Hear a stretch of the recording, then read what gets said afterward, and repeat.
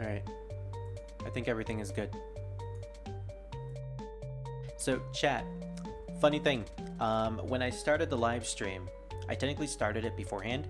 And then I realized that I didn't have my my profile on OBS set to my streaming profile, because I originally had it for my recording profile, which has completely different settings that would not fit well for streaming. Basically, I had the bitrate set to really high and I had the audio set to different tracks, so it would have been a mess if I had actually just streamed that way. So I immediately ended the stream and then changed the profile. Luckily, Discord scheduling, or not Discord scheduling, YouTube scheduling has an option where you can, when you start a live stream through OBS, you have the option to then start the stream a second time, basically double confirmation, when you go back to your YouTube studio. So thank goodness for that. Technically, I started the stream, but also didn't. Alright, well, I am now 36 minutes late to the scheduled live stream. I was supposed to stream like 36 minutes ago, but I had to help my dog with things, so like, yeah, I got distracted. Also, I needed to go get bread because I technically didn't eat lunch, so that don't mind me eating while we're live streaming. I think you guys are pretty much used to it at this point. But anyways, yeah, today we are playing a very, very special game. This is a Touhou fan game. We're taking a break from Touhou 9 and the Touhou streams to focus on one of the fan games. Touhou Artificial Dream in Arcadia. This was just recently released in September, and it is made by, sadly I don't have the name for the developers at the moment. And I do want to give them the props, because this is a Shin Megami Tensei game, but with a Touhou skin. And from the little bit that I've seen of screenshots and videos, it looks really, really amazing.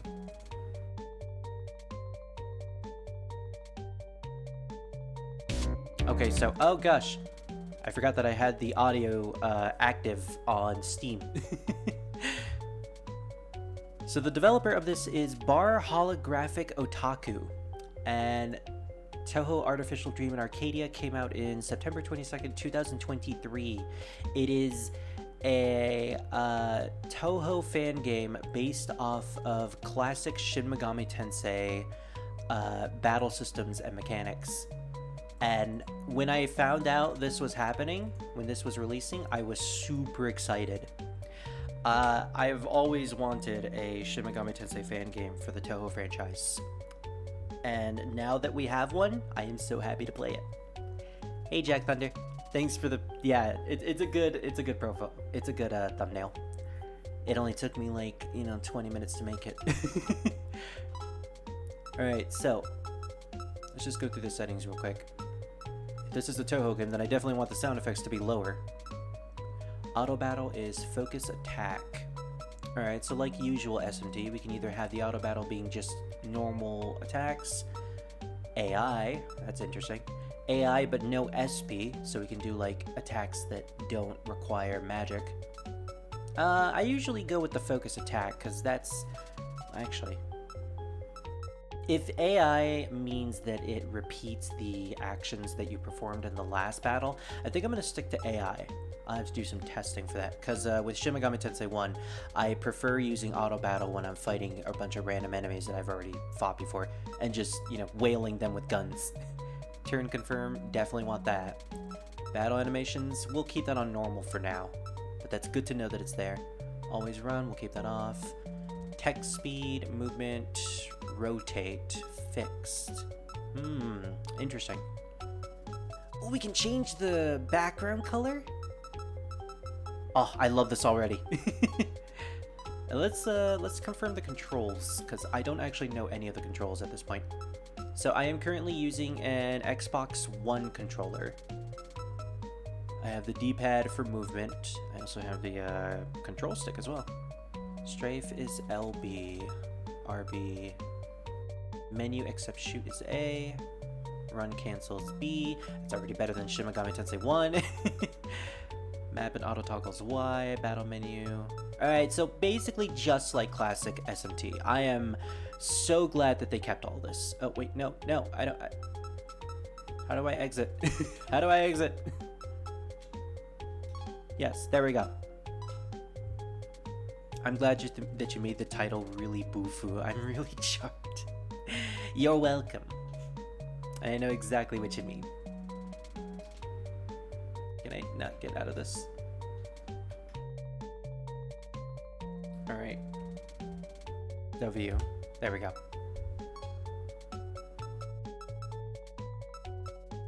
Right. I kept trying to press the A button. Alright, now that's my SMT brain going off. Because, like, yeah, I've been playing SMT 1 recently. I keep thinking that the A button is the leave menu button. And the B button is supposed to be confirm button. Gosh, that's messed me up. Maybe I should switch it. Well, we'll go with what the default controls are. So, without further ado, let's get into Artificial Dream in Arcadia. I know nothing about this game other than the couple of screenshots that are on Steam. Gensokyo.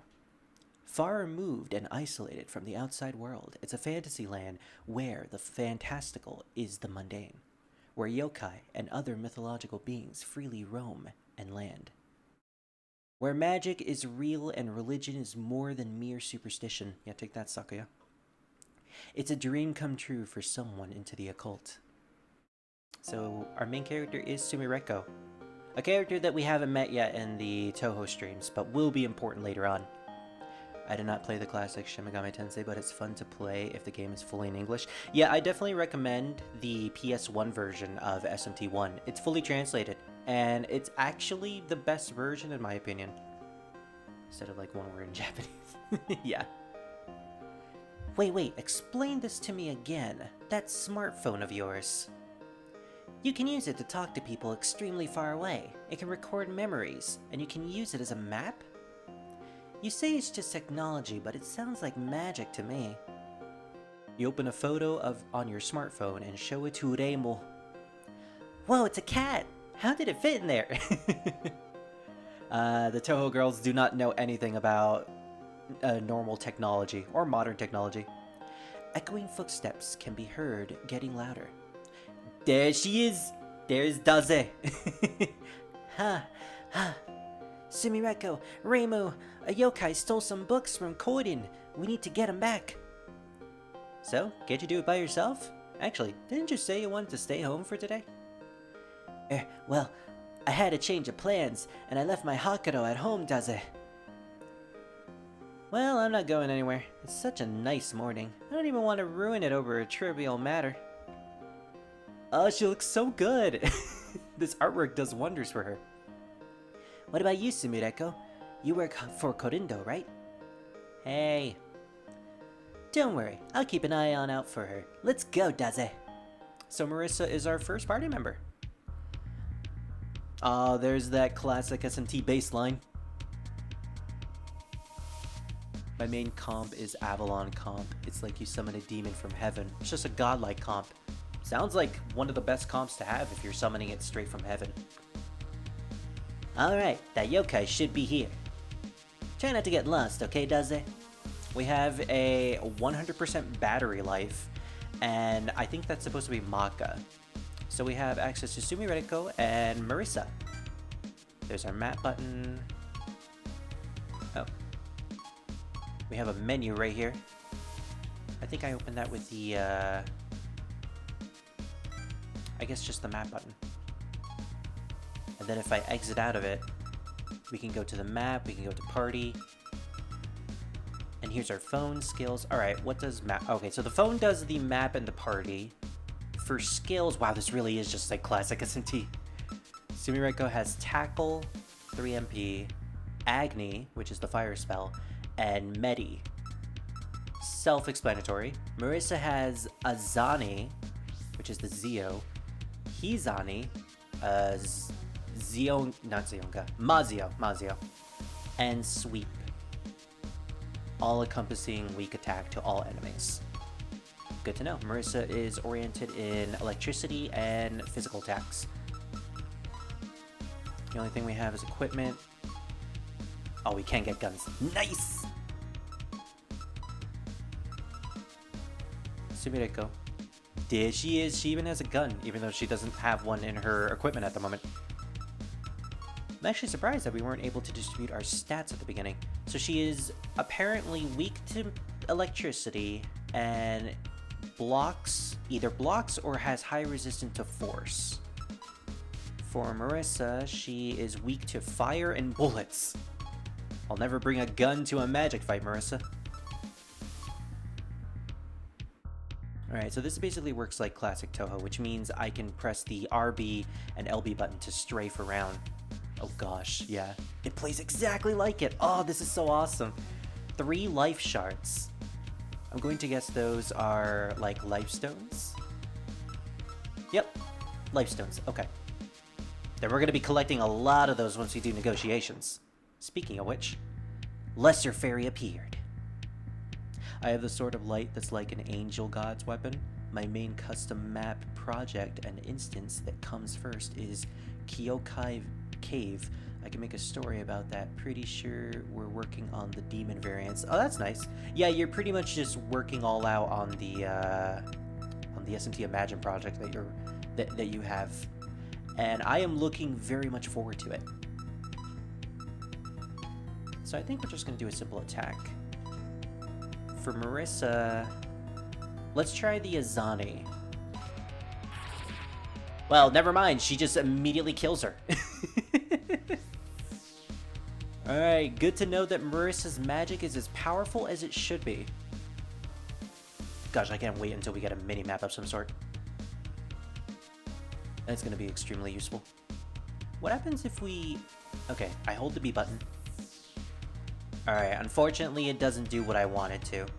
Yeah, I was thinking like it would work similar to SMT1, where if I hold the B button and I go in a direction, it's the Kadama! I can theoretically just go in that direction only. These are classic enemies, and by classic I mean they're only really presentable in the fan works. Kadama attacks.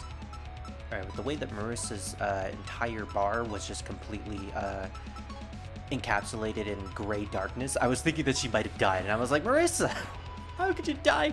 How could you die that quickly?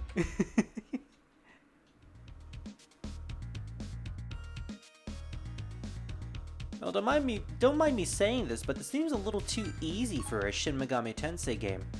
You know, usually the early game is supposed to be extremely balls to the walls hard. The least baton, huh? I'm going to guess that is an item that I can equip to Sumireko. And I'd be right. I'm really hoping we get some sort of weapons that does multi-hits on enemies. That is my jam. I love it when I can get multi-weapons like whips and wands, because then I can just spam a bunch of multi-hits on an enemy and potentially get huge crits. Alright, our first level up. Aw, there's no, like, rockin' level up music. That's so sad. Is this game free to play? No, it is $9 on Steam, and it's relatively new. The fact that it's $9 and it's apparently like a 30-hour game, that's a pretty good deal in my opinion. So, this is Shin Megami Tensei, but specifically it's classic Shin Megami Tensei. Sumireko does have magic from what I saw, but relatively speaking, whenever I play these games and I play as the main protagonist, they usually don't have magic, so I never prioritize the magic unless I want to increase my magic defense. So I'm thinking we go for strength at the beginning, and if we end up getting really good magic, we'll just switch to magic. So for now, strength, vitality, and agility. Agility is also pretty important to race. Alright, they don't re-heal us after every battle, so that's gonna be a pain. 3 life shards. That's probably why they're giving us a bunch of life shards all over the place. Kadama and a lesser fairy. We don't seem to be able to use our phones, so no negotiation for now. I'm trying to I'm trying to recognize this particular song that's playing as the battle theme. I think this is supposed to be Clown Piece's theme, but I'm not exactly sure. Also, good to know that my other characters can level up. Marisa, for instance, can level. Oh my gosh, we can actually just bring out the map with the LT button. Alright, if I knew I could do that, I'd had it open from the very beginning. And I was going to complain that there's no mini-map. That's awesome. Great addition. Wait, no, I don't actually want to run away. How do I auto? Is there a button for auto battling? Alright, it's the Y button. Initiate auto battle, please.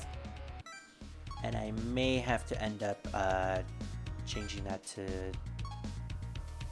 Alright, how do I get to the... There we go. I'm going to change that to focus on attack.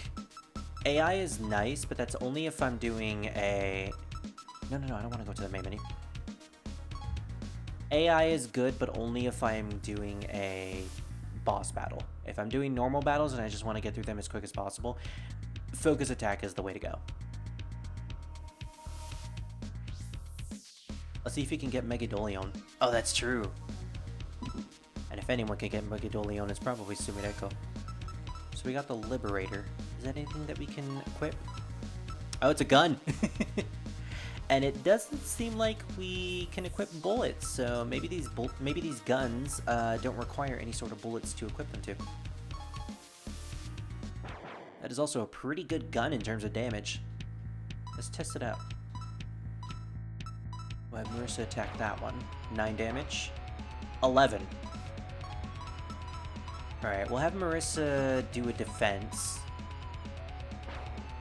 6 damage. Alright, so we want to prioritize using the gun with Sumireko. That seems to be the much better option. Marisa is also inherently faster than Sumireko. That's also good to know. Hey, she's in that room over there. Make sure you're prepared before stepping inside, Daze.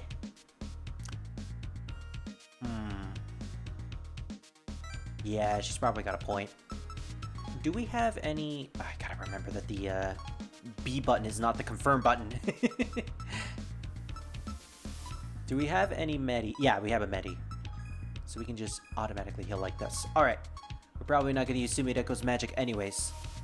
Did we miss... Alright, we missed the location. We're actually going to go up north. I completely missed this little section right here. And there's potentially some really good loot on that side.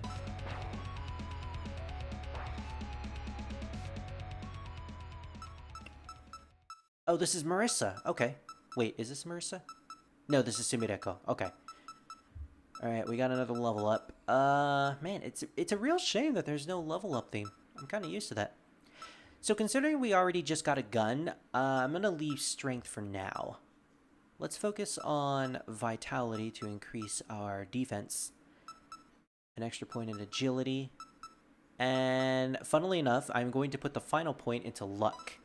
Got that luck build, baby! For those of you that know me, you know that I absolutely adore luck builds. Wait, what is this? Rabbit 1. Welcome to the healing anti-lagomorph pharmaceuticals. Wow, that's a mouthful. Help for short. Okay, that's pretty funny. I'll heal any injuries you may have. And I'll sell you any items you may need in your travels. What will it be? Okay, but is the healing free? No, it is not. And you sell life shards. Not really all that worth it, it seems. What do you mean that abbreviation makes no sense? Your face makes no sense. That's the moon rabbits that I know and not really love. Well, at least they gave us a decent amount of money. Yeah, I'm really missing the whole strafing mechanic. I mean, it's still there. It's just, you gotta press an extra button to do it. You gotta press the RB and LB button when usually you could just hold down the B button to do it in other games. Hold down the B button and choose the direction you want to go in. It's just gonna take some time to get used to. Wait, that's not the location I'm supposed to be at. Nice voice acting on the girl. Thank you. I appreciate it. Alright, so these lesser fairies, we can't really do anything with these lesser fairies since we don't have an ability to add them to our party. Also, Marisa is level 3? Wow, she started out really high level. I guess it's to make this beginning section a lot easier for you.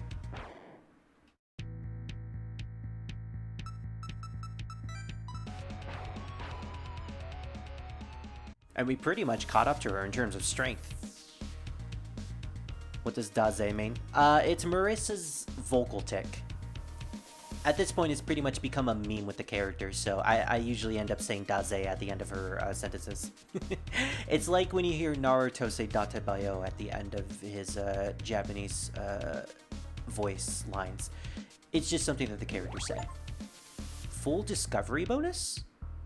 Oh, and I gotta oh, it's because I mapped out the entire dungeon.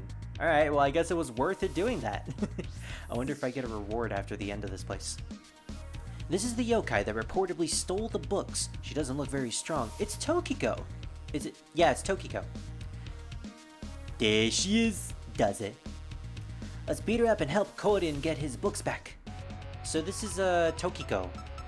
We can't actually look at our analysis to see her name, but this is a lesser yokai that actually attacked the Korindo bookstore in the written works. It's good that they brought her back. Alright, well, since Marisa is faster than us, we're gonna have her use Aizane. Hopefully that can stun her. No. Aijira. There doesn't seem to be a whole shocking mechanic with thunder spells. Although that might have just been our bad luck. Ooh, okay. She's not doing much damage to really worry about. So let's try to do a sweep. 10 damage. Well, she is weak to guns, it seems. By the way, I am glad that they tell us the boss's weakness, or just the enemy weaknesses in general. That is really, really good. And there she goes. Didn't even need to heal. That was a really easy boss fight. So easy that I think I'm just going to continue with the last level up that I did. We're going to put points in agility, vitality, and luck. We'll see if magic is useful or not for our main character later on. Ah, well, wasn't that fun, does it? How was it? Were you satisfied with this little adventure? You know, it was kind of boring. Boring compared to usual SMT dungeons. Well, it has been pretty peaceful lately. Something is waking you up. Me. Usami. Oh my gosh, it's a classic school. So Usami comes from the real world. Usami Sumireko. She is a human from the real world who repeatedly goes to Gensokyo while in her dreams. That is the basis of her character. Again, we'll get into her whole story once we get to like Touhou 14.5 in the actual Touhou streams. But just to give a context of who this character is, she is just a girl who can manage to get to Gensokyo while she's sleeping. So she tends to sleep all the time when she goes to school, just so she can enter into the world. And that's kind of why her grades end up failing despite her being an honor student. Honestly, it's the last day before summer break, but you're taking it easy already. The class is over, and you can go home. Here's hoping you get enough rest so you can stop sleeping during classes. You went home. Your summer break starts now, which means you can sleep all day if you wanted to. Potentially, it just means she never has to wake up. Oh, so that means we lost Marisa. That's unfortunate. And then we meet up with Steven. You can't go to Gensokyo anymore. There is no one here. Ah, here's the overworld. Alright, so it's not like SMT1's overworld where you have like a giant diamond indicator to tell you where your character is. Instead, we just have Sumireko roaming around. This is pretty cool. I like this. I dig the sprite work of this game. It channels classic SMT while still being pretty normal. Oh my gosh, it's a giant obelisk! Not only have we entered SMT, but we also entered Digimon. You rush to investigate the unknown object. There she is. Kyokai Cave has 500 waves. Many, maybe powerful and risky enemies can make the difficulty merciless at the very end of the instance. When the servers are up, you'll have a chance to become a GM. Hey, nice! Well, I am looking forward to when the servers go up, because that means I can potentially play it for the channel. You know, as long as it's okay for people to play SMT Imagine private servers through YouTube. I mean, I assume it's okay considering you make your videos, Jack. So, like, yeah, if it's all right, I would potentially like do live streams for the server, just to have some fun. If not, then I'll just play it on my own time. Either way, I'm definitely going to try out the servers. Whoa there, don't approach this thing. We still don't know what it is. It looks like it has an entrance, but we haven't found a way to open it, does it? There's a clearly gaping hole right behind you, Marisa. It disappeared out of nowhere. No one even heard a sound. And would you believe that's not the weirdest thing about this? Copies of Gensokyo residents started appearing. Oh great, we're playing Touhou now? The Touhou Pokemon game where everyone's just a doll? These copies can't talk, so we started calling them sleepers. Smells like another incident to me. Reimu was in the human village ensuring everyone is safe, while I tried to investigate, does it? Hey, don't try anything funny. We'll solve this incident like we always do. You receive a message on your phone. This tower emits a phone signal? Oh, then I should be going. When the servers are up, you have it. Yep. Yeah, sure thing, Jack. Thank you for showing up, and I hope you have a good day. Show me a nuclear reactor. Along with the message, there is a download link to an unknown app. You downloaded the app and installed it on your phone. A nuclear reactor? Yeah, there's one in the underworld. You just take a dive underground through that hole in the ground near the shrine, and it'll bring you there. See you later. See you later, Jack. Wait, why do you need to know this? Whatever. As long as you don't interfere with the incident, does it? Oh, you best believe I'm going to. What if I try blasting it with everything I got? What's up? Did you return the books? What books? No idea what you're talking about. Right. Well, Renosuke is definitely going to have a word with you later. Speaking of Renosuke, welcome, please. Oh, it's just you, Sumireko. What'll it be? So this is Renosuke Morichika. This is one of the few canon males in the Touhou franchise. He's a genuine character who basically just only appears in the supplementary material. There's a book, I believe it's called Strange Deities or something. No, that's one of the Three Fairies mangas. Basically, there is a series of written works made for this character and his perspective on the entirety of Gensokyo. Characters usually come to his shop called Korindo, and they refer to him as Korin, the owner of the Korindo shop. He sells wares that he finds that come from the human village, and his ability, because he is a half yokai, half human, his ability is to determine the purpose of an item. Although sometimes he ends up getting the purposes wrong, or he tends to not really understand the concept of the purpose. So there's one funny story where he ends up finding a Game Boy, and he thinks it's the device for a world-ending destruction bomb.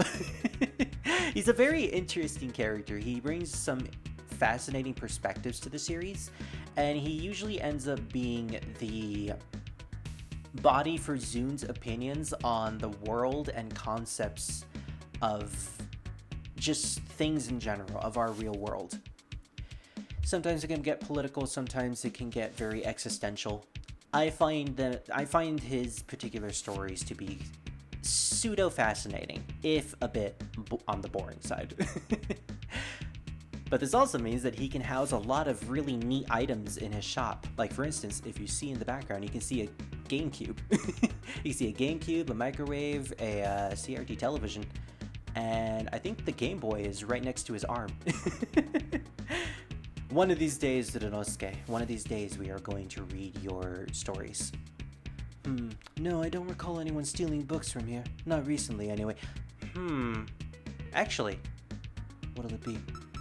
Does this mean that while we were in the dungeon, we were helping the fake Marisa, and the real Marisa didn't actually go on an adventure with us? Ah, that's an interesting revelation. Alright, so we have 300. We can't afford any of this stuff. Well, we can afford the Liberator, but we already have that. We can't get the student uniform, and we can't get the rusty rocket launcher. I just realized that we can buy a rusty rocket launcher from this dude. Yeah, unfortunately, there's nothing we can really get from him. So we'll just have to wait for now. Are there any random encounters? Doesn't seem to be the case. We have a cave up north. The entrance is sealed with unknown power. Alright, well, I guess the only place we need to go is the human village, which should be right over here. The human village is on high alert. No one goes in or out. Sorry, but that includes you, Sumireko. Alright, well, what do I got to do? Do I just have to go back to the shrine?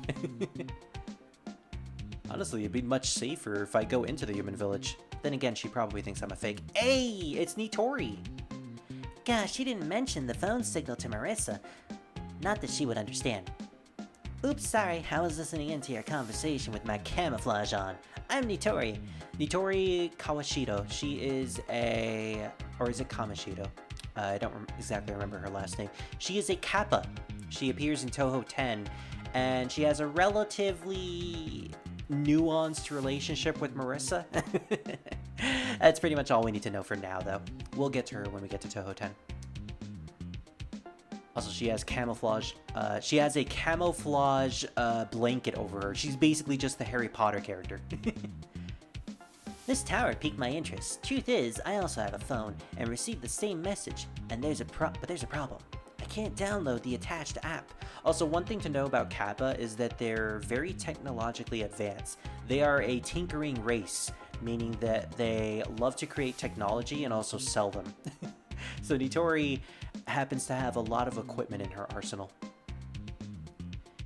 It seems like it's not supported. Strange. I thought it was the state-of-the-art technology from the outside world. Nitori shows you her phone. You've only seen bulky phones like this on the shelves of Korindo. Alright, well, apparently she has a very, very old phone. Anyway, I need your phone for a bit if you don't mind. Nitori snatched your smartphone without your consent and leaves. Well, that's unfortunate. Hey, you won't believe this! This baby has a special menu that allows you to do some cool stuff. It will allow you to spend SP for unique skills, and even hijack sleepers to turn them into digital data. Oh, so it's like a digital, a Devil Summoner app. It's a Devil Summoner program. It's just called SP in this game. SP stands for Spell Card Points. You should see the SP meter on your screen now. Oh, okay. Thanks for the data. Your help is invaluable. Oh, also, we have some Kappa terminals scattered throughout Gensokyo. I updated them to work with your app. You'll love this. I'll see ya. Alright, well, I guess that's just an excuse to have the terminal save points all throughout the world. Good to know. So let's check out this phone app, if we even can. Battery usage 5%. 5% per step. Huh. Alright, I guess that's something that will be important in dungeons. Yeah, it doesn't really seem like we can do anything with our phone at the moment. Oh, Underworld. Alright, well, I guess we're heading straight to the nuclear fusion reactor. Anomaly. What will you do? Oh, this will allow us to wake up and head back to the real world. Well, we might as well do a quick save real quick. Just to make sure we don't see any of those cutscenes ever again. She just lays her cape onto the chair over there. So do you think she wears the cape while she goes to school? You know what? Sumireko would be that kind of freak that would do that. I say that as someone who was very interested in wearing a cape to their own school. But to be fair, I was in middle school when I wanted to do that. Also, don't lie to me, game. I see the Hatsune Miku figurine on the left side of the shelf. That is very plainly Hatsune Miku. Wait, no, I didn't mean to... Ah! Alright, yeah, having the A button be the confirm button now is really throwing me off. Kisame! Press shift slash X to access the special battle menu. From there, pick hijack. Alright, so now they're giving us a tutorial on how to capture Touhous, or sleepers as they call them, instead of demons. So we can hijack. Okay, so instead of negotiations, it's like a shooter? Oh, this really is a Touhou game. Shoot at the sleeper with A. For now, you will not take any damage, but try to dodge all of the bullets regardless. Oh, I'm using a controller. I wonder if that's going to throw me off, since I tend to play Touhou with a keyboard. Alright, well, let's try it anyways. Oh, this is awkward. This is weird. What is my hitbox? Oh, I don't need to tap it. I can just hold down the A button to shoot. Okay. Good to know. I'm going to assume that my hitbox is the little circular area. Okay, no, apparently it's not. I'm actually not. Wait, or did that explosion just mean that I won? I'm not sure, but that was honestly pretty cool. Now that's a very neat way to incorporate the Touhou gameplay into negotiations. Hijack attempt successful. Choose what you want to do with Kisame. Convert into a party member. Well, that's the only thing we can do. Kisame is now yours. You can now add sleepers to your party. Press Enter A to bring up the menu to edit your party. Select phone, then party. Alright, let's put her into our party then. We can only have a total of 7 sleepers in our party. Or just 4 sleepers, 3 sleepers in our party, but a total of 7 in our phone. Good to know. So we have Kisame. And that uses up 0.17% of our battery per step. So our battery is pretty much just the Maka meter in normal games. In normal SMT games. And once we get to 0, I'm assuming that our sleepers will start taking damage. In the meantime, let's check Kisame's stats. Or Kisame's stats. She is level 3. Her skills are Agni and Akala. Akala being the ice spell. She is unfortunately weak to Zio and Zan. Now that's unfortunate. 2 weaknesses. Although judging from the shield, she seems to completely nullify fire and ice, so that's decent. A yokai who lives underground and likes spending time in a bucket. She likes to drop will-o-wisp on humans. Oh nice, we get like a little bit of flavor text to the characters. Agni, weak fire attack to 1 enemy. Akala, weak ice attack to 1 enemy. Alright. Well, this is all good to know. We finally managed to get a sleeper. Alright, there's a Kappa. Stats have a great effect on your character. Here's a quick overview. Strength increases your physical attack and HP. Intelligence affects your magical defense and MP. Magic affects your magical attack and MP. Alright, so I want to raise intelligence if I want to increase the defense. Vitality affects your physical defense and HP. Make sure you put some points in this one. Agility affects your turn order and evasion rate. Ooh, that sounds pretty nifty to have. Luck has a small effect on almost everything, but particularly plays a part in your critical hit rate and affinity for status effects. Luck also affects all of the damage you inflict, so a character with high luck will deal slightly more damage than a character with low luck, assuming every other stat is the same. That's interesting, I did not know that. Okay, so one thing to prioritize if I want to do more damage is luck and whatever the offensive spell or the offensive stat that I'm going for, be it either physical or magic. That is a new addition to luck that isn't in any other SMT game. And honestly, that sounds like a really good addition. Making luck potentially good to raise and, you know, not just being tied to your critical hit chance and potentially, depending on the game, your item drop rate. Got that? You only have so many points to spend. You only have so many points, so spend them wisely. For example, using physical moves on a character with low strength is a bad idea. Good to know. Now that I know what each stat does, I am really looking forward to trying to figure out which build I'm going to be rocking in this game. You wish to know what status effects do? Basically, they make your life way harder. Yeah, that's one way to put it. Specifically, poison makes you take damage when you walk around when outside of combat, and when the turn ends in combat. Paralysis makes you act slower, and has a chance to make you unable to act that turn. Confusion has a chance to make you do something completely different from what you choose. Blindness drastically lowers your accuracy. Ooh, we don't want that. And finally, sleep just makes you unable to act at all. And Sumireko's like, Wait, if I'm sleeping, and then I get inflicted with sleep, doesn't that mean that I'm double sleeping? no, Sumireko, it means that you wake up automatically. You sleep within the dream. Also, here's a tip. At that point, it's a super dream. Also, here's a tip. Defending makes you immune to applying status effects. Oh, okay. So keep that in mind. It also makes you immune to critical hits and weaknesses. But you probably don't care about that. I mean, if this game had the press turn system, defending and being immune to weaknesses is actually really good. It's one of the reasons why defending is a great strat in SMT5.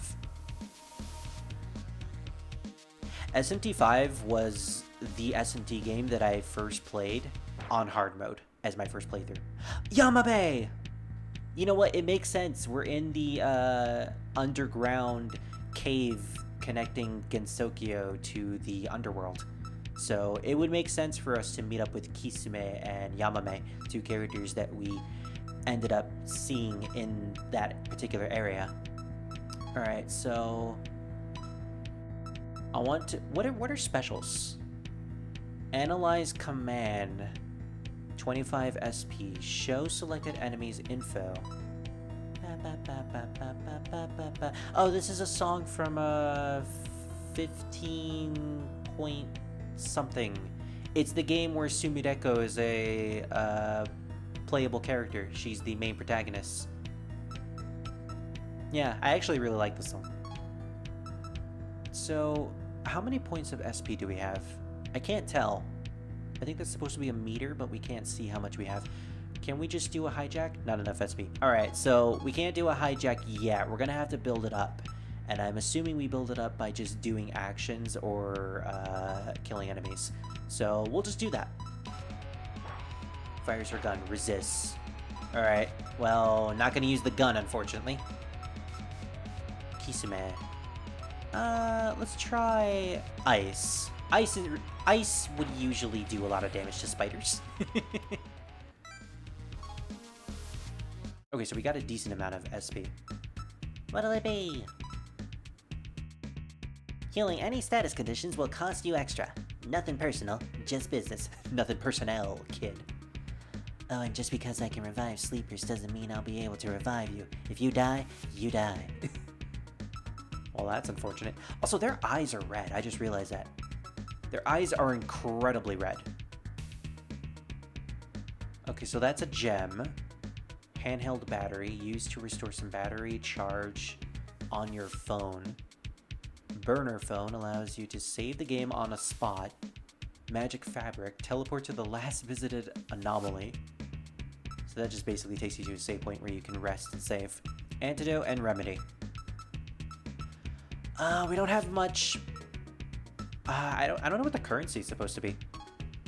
We don't have enough currency, so we're just gonna have to wait for now. Probably fight a couple more battles just to build up our overall money.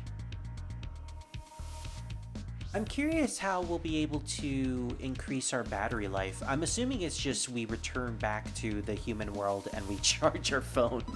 Which, granted, yeah, that's probably exactly what we do. And you know what? That's funny. I'm all for that. Oh, we skipped the rest of the dungeon. No, actually, I want to go back so I can map out the rest of the place. Full discovery bonus, 50. Oh, so we get 50 of those points. Buffs and debuffs are key to your survival in battle. You're preaching to the choir, kid. I played my S&D games, I know. You might think they're useless at first, but just wait until some enemy stacks 3 debuffs on you and 3 buffs on themselves and plummets you to death. She is not wrong. Oh yeah, you can stack buffs and debuffs up to 3 times. Make sure you use them. Or don't. Whatever. It's good that the game tells me that they stack up to that specific amount. Otherwise, I would think, oh, maybe they stack up to 4 or 5, and I'm just wasting my time trying to maximize my buffs and debuffs.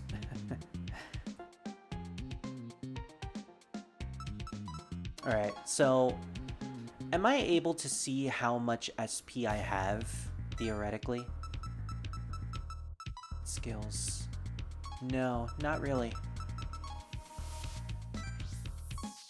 Yeah, it's not showing me for some reason. I guess I have to be in battle. I'm going to assume that the total amount of SP is 100, the whole bar. And the first bracket is 25, the middle bracket is 50, the third bracket is 75. So what I need to do is I need to build it up all the way to the first bracket. Lesser fairies, I don't think we can capture or hijack. Select the enemy is not a sleeper. Yeah, so we can't hijack random enemies that aren't named characters. That's unfortunately something we can't do. Alright, good to know. Good to know. We're gonna try Agni.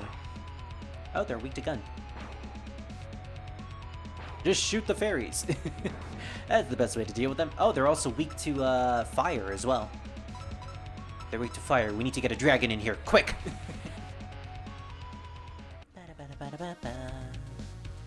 So what I want to do is what I'm going to do is I'm just going to circle around this dungeon and try to find Yamame again, because I really want to get her into my party. Also, I should probably test out whether or not going back to the human world will allow me to recharge my phone. Hey look, it's Yamame! We're just going to do a defense with... Or not Yamame, it's Kisame.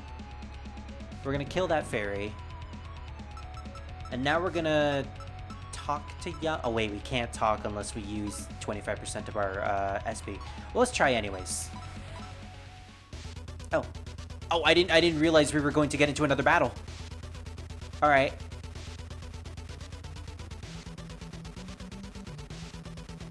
They're playing like the main Touhou leitmotif in the background too. You know, the way negotiations work in this game, it's really reminding me of Undertale. You know, in order to get the enemies to be on your side, you gotta play a little bit of a shmup game. Choose what you want to do. Convert into a party member, convert into an item, or convert into money. Alright, well, we already have her as a party member, so that's kind of useless. It's basically just telling her to scram. On one hand, I really want money so I can purchase stuff, but on the other hand, items are also good too. Let's see what we can get if we get... Oh, it's a life shard. Alright, well, honestly, not really all that worth it. Now that I think about it. Well, we can test out the anomaly. We can also do a quick save real quick. Yes, a quick save real quick. Unfortunately, Sumideko has slept in classes for so long that she has lost all sense of grammar. Alright, so it does recharge our phone to 100%. All we need to do is to just head to an anomaly and go back to sleep. Also, I like how our current money is at 420. Nice. Casually just smoking in a cave with Kisame. Damn it! We encountered Yamame, but I lost all of my SP. Dang it! Alright, well, we're unfortunately just gonna have to defeat her. Sumideko, just use a... Wow, your HP didn't actually reheal. Let's use a tackle. Tackle battle! That didn't work. What do you mean it missed? Fine, we'll just do a simple attack. Poison mist. Coughing, poison, smog attack.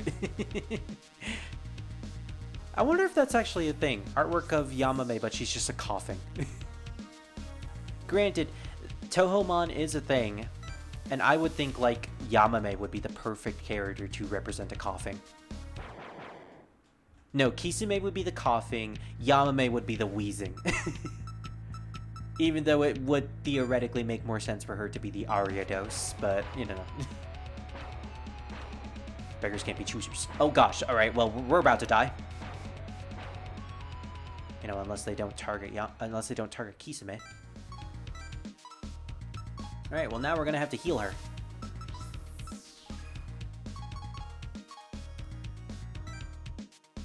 Yeah, the fact that we can't heal when we return back to our home means that we don't have access to our free heal. So we're basically just gonna have to rely on the shops healing us. Which means we gotta start getting some money. What the? Oh, that's the sound it makes when you hit a wall. I haven't even tested that yet. Alright, Yamame, it's time to get you. Let's see if I can actually do this. Not enough SP? Wait, what do you mean I don't have enough SP? How much does that cost?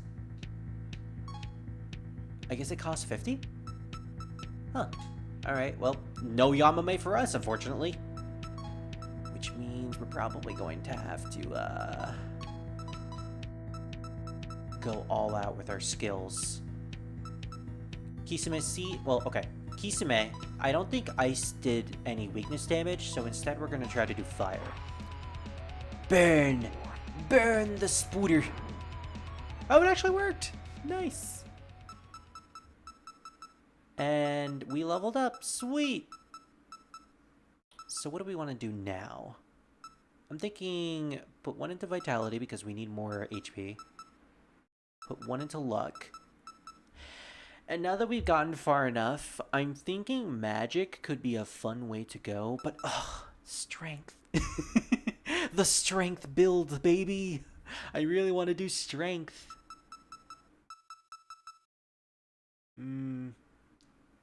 Sumireko has guns.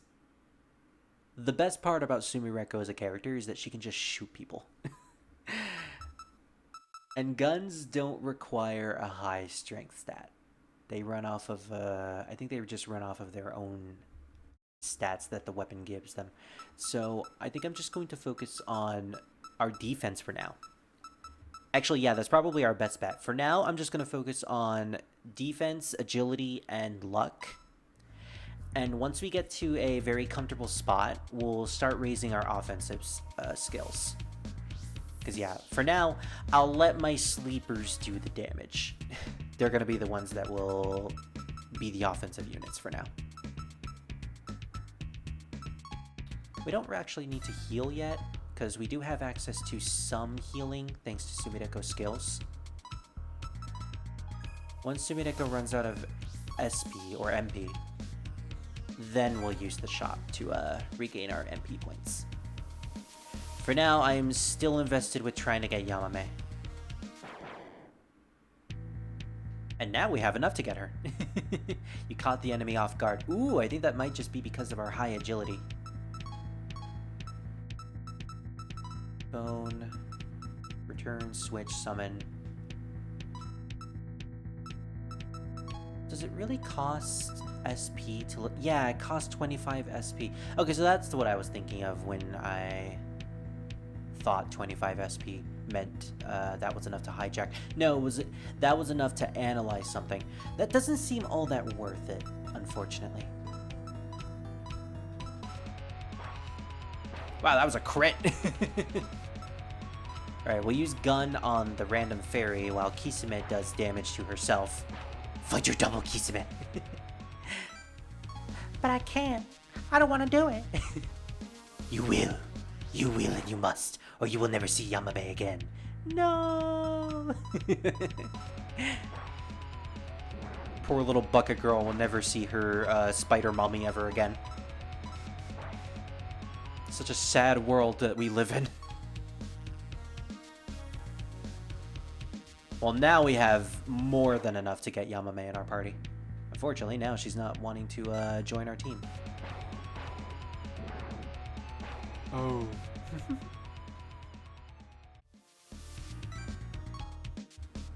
Alright, so this is something I kind of want to do. Config. Auto battle. Let's go AI no SP. Will that cause us to do magic? Because if so, I'm going to turn that off. First things first, we're going to set up our gun. Have them deal damage on Kisame. Ooh, block. Nice. Alright, well, unfortunately, we can't do an auto battle right now because we're about to die. That's unfortunate. We didn't even hit you, random fairy. Alright, we'll test it out in the next battle.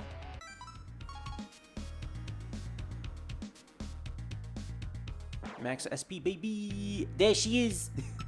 Alright, Yamame, it's time to join our party. Let's do it. Oh, wow, she's a big boss. She's a very big girl.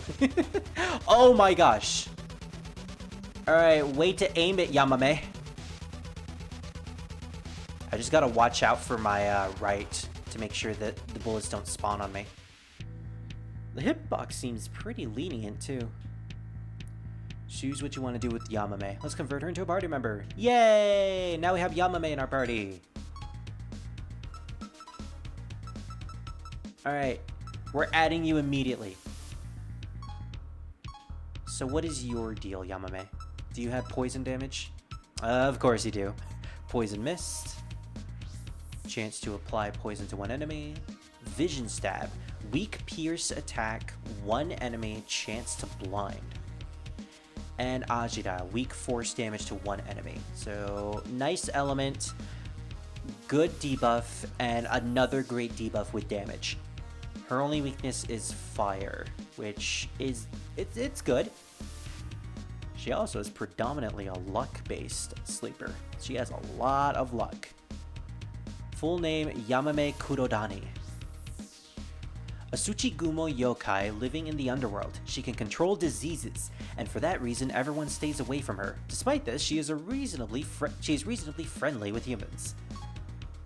Humans tend to stay away from her, but yokai actually do like Yamame. She's apparently very popular with the yokai populace, to the point where she works off time as a construction worker for some of the underworld projects. And she typically likes to sell candy made from her own spit because she's a spider. She sells really yummy candy to people. I'm not sure if that's fan information or if that's official information. I'm going to have to do like a double source for that later on once we actually get to Yamame's game. But that is something that I know about and something that has always stuck with me. Yamame just apparently makes candy out of her own spit. Well, now that we have 3 characters, we can do a lot of attacks. Okay, so I want to check to see if auto battle. Alright, so Sumireko did a gunshot. So I'm going to assume that AI no SP auto battling just means you repeat the actions that you previously did. In which case, hooray, faster battles! Okay, never mind. Apparently, it does any sort of magic that the characters have. So, yeah, that's actually not good. We're going to switch it back to focus attack. We won't be able to use guns, but, you know, that's fair. Oh, wow, we move really fast if we hold down the B button.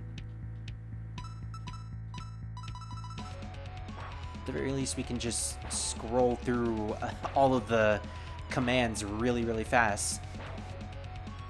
Now it feels like I'm just playing Soul Hackers with the way you just speed through all of the commands. And the way you just speed through the dungeon. Jesus Christ. It's like Sumireko is just hopped up on soda at this point. Well, she is a teenager. It would make sense if she was hopped up in that type of stuff.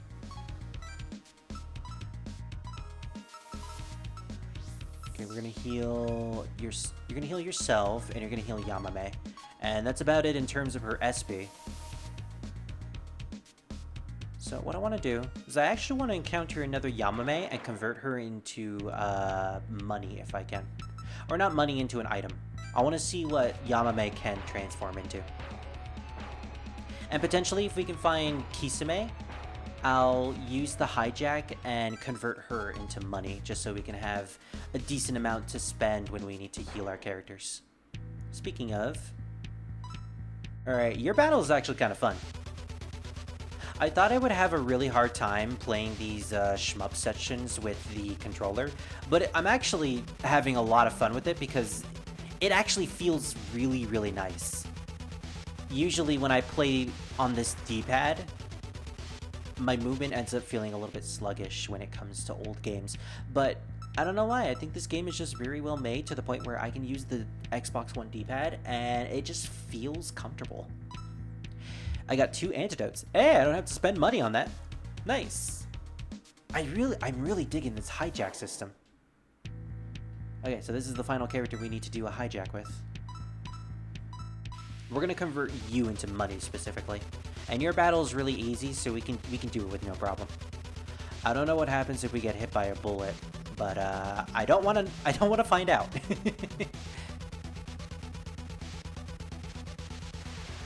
There we go. Also, I just noticed that the sprite that we're moving in that shoot 'em up section is Sumideko from an upwards angle. The tiny circular area on the top where the shot is coming from is her hat. And the bottom is her cape. I honestly thought that was just a really weird looking turret. Okay, that wasn't really all that worth it in terms of money. But then again, Kisame is a very weak character at this point. She seems to be just beginner fodder. Makes sense, makes sense. Alright, with this we've converted... We've charged our phone, and now we can head to the shop to heal our MP. And gosh damn it. I really need to just remember that the A button isn't the convert button. Do I need to switch it? Like, at this point, I keep pressing it. Do I just need to switch it? It's been an hour in. No, it's not worth it. I've already played this far with it. I'll get used to it. And then when I eventually go back to SMT1, I'm just gonna have the hardest time.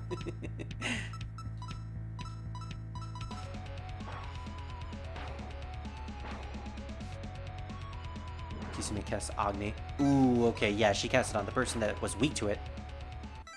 That's kind of unfortunate. So, when a sleeper levels up, I guess we don't get to distribute their stat points. It's only Sumideko, which, you know, makes sense. We never really get to distribute the demon stat points. If we heal all, it'll be 174. I think we're just gonna heal Sumideko, and... you know, that's it. For Yamame, we're just gonna do a simple Medi spell. And we'll just hope that we can potentially run into another healing area as we continue along. Okay, so Yamame... Alright, I'm starting to notice things. There's a back row. There's a front row and a back row. So what I need to do, what I should do, is I should put the character with the highest strength in the front row. And now that I'm looking at them, Kisame technically has the highest strength because she is level 5. Although Yamame, once she levels up, will probably be more stronger than Kisame.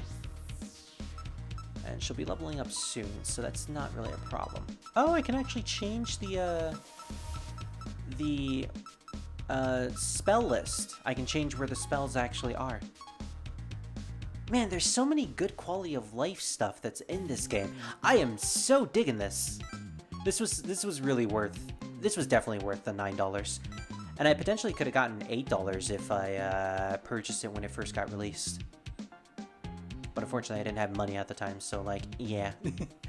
Alright, so this is probably the bridge where we can encounter Parse. I saw a mansion up north, which is probably the Palace of the Earth Spirits. And this cave over here, I'm not exactly sure what it is. Honestly, I kind of want to go see Parse, so let's see if we can encounter her. Yeah, there she is. A human. What do you want? What? Nuclear reactor. This way is the former capital. Yeah, alright, so she's guarding the former capital of former Hell, and that's probably where we can find a bunch of Oni. So I don't think we can go over there just yet. The Underworld. Should I be here? Maybe I should have gone to the Palace of the Earth Spirits first. But we're here, we might as well explore.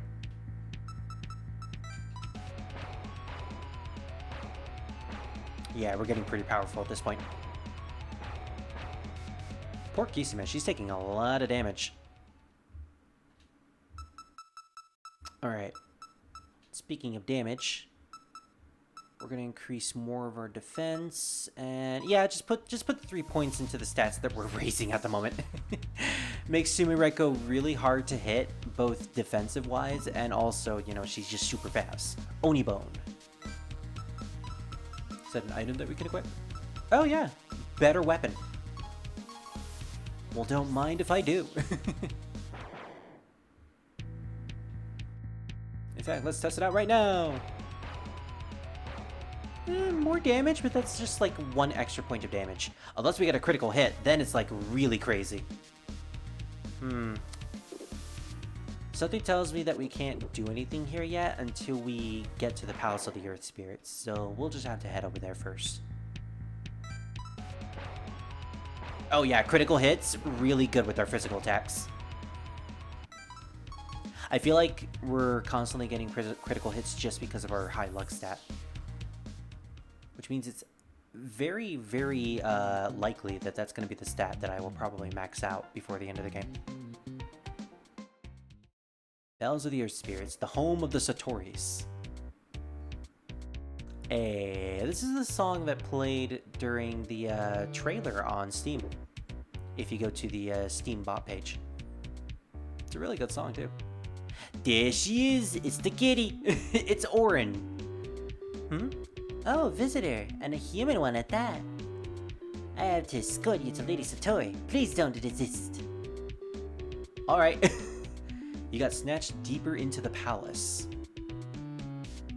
One of my favorite characters, Satori.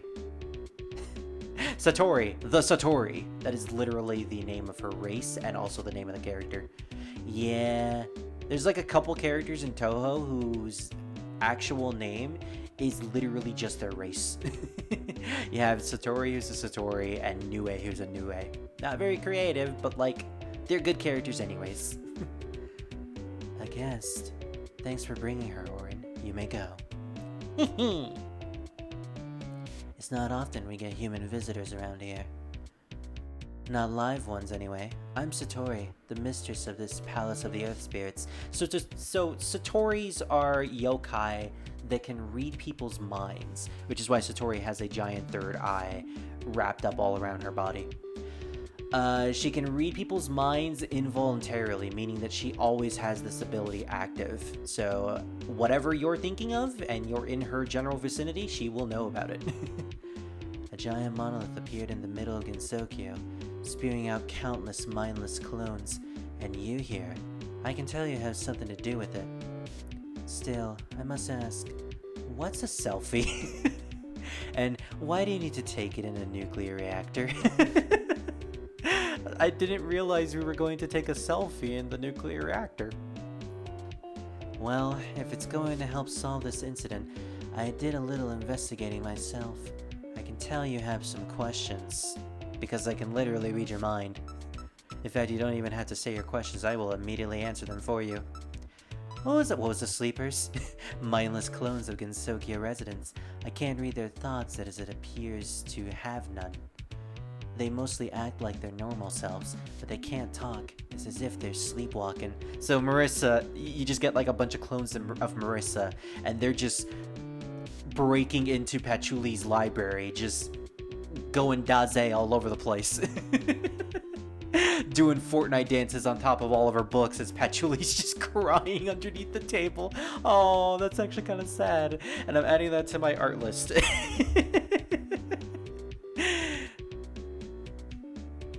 I can tell you have some questions. Why do the sleepers attack me? Sleepers mostly act like their normal selves. If they attack you, they must not like you very much. Ouch. I can tell you have some questions. I guess apparently a lot of people don't like Sumireko. Will you help me? No. Okay. I mean, fair. The nuclear reactor is in the remains of blazing hell. The door there is protected by 4 locks corresponding to each tower in the palace. You will find a switch to turn off one lock at the top of each tower. I suggest you start here. The other towers aren't well maintained and may be dangerous. Do try to solve this incident as fast as possible. Why don't you try to solve your incident as fast as possible, Satori? Or should I say, Detective Satori? That manga is very close to being finished, though. I think, like, the most recent chapter is basically set up for the end game. So, good for you, Satori. Your manga is almost finished, and we may potentially, finally, get a revolution, and Alice will probably, maybe, finally wake up from her coma.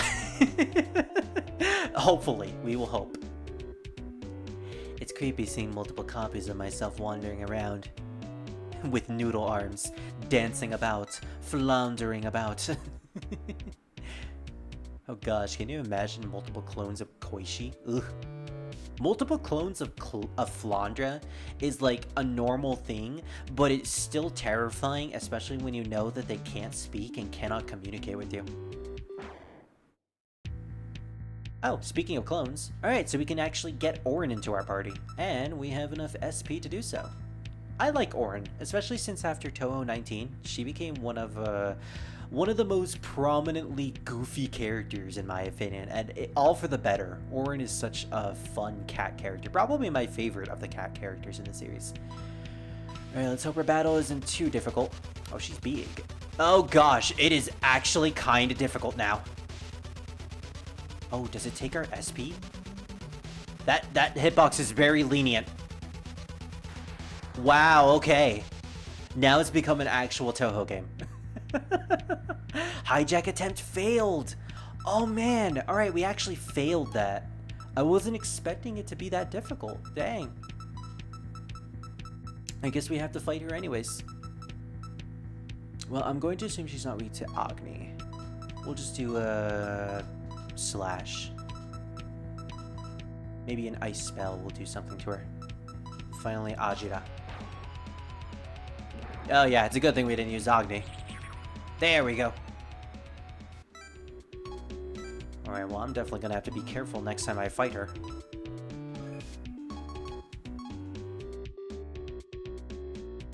Man, I was coming in here expecting this game to be just full on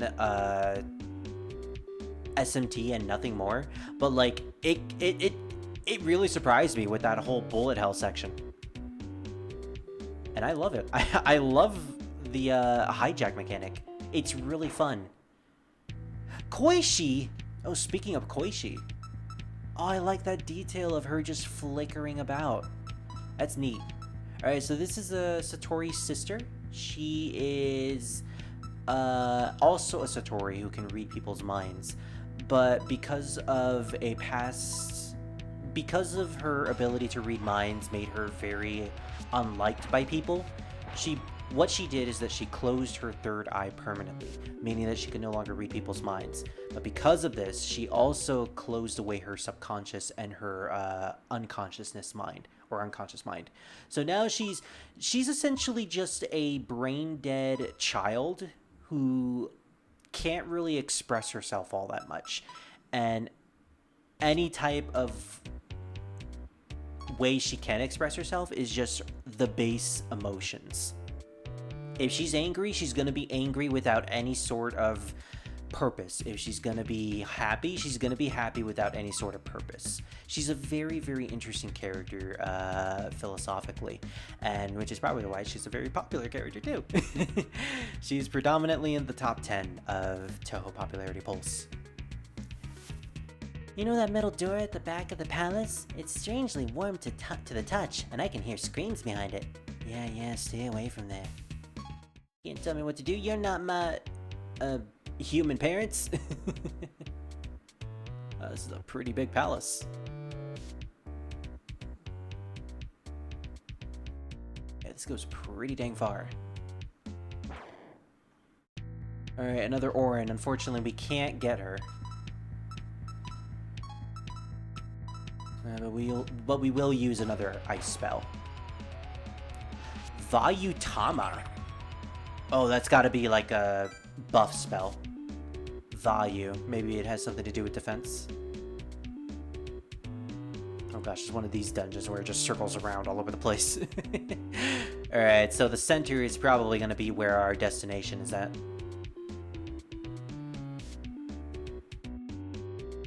I'm curious to know if there's any sort of fusions in this game. There are 4 active locks remaining. Alright, so that's where we need to go at the end of the day once we release all the 4 locks. Odin, I do want to try to get you, but I think I'm just going to build up my SP to max before I do so. Just because I'm still a little scared that I won't be able to defeat you. Ooh, she resists that. Well, thankfully, with all of us combined, we do a decent amount of damage to her anyways.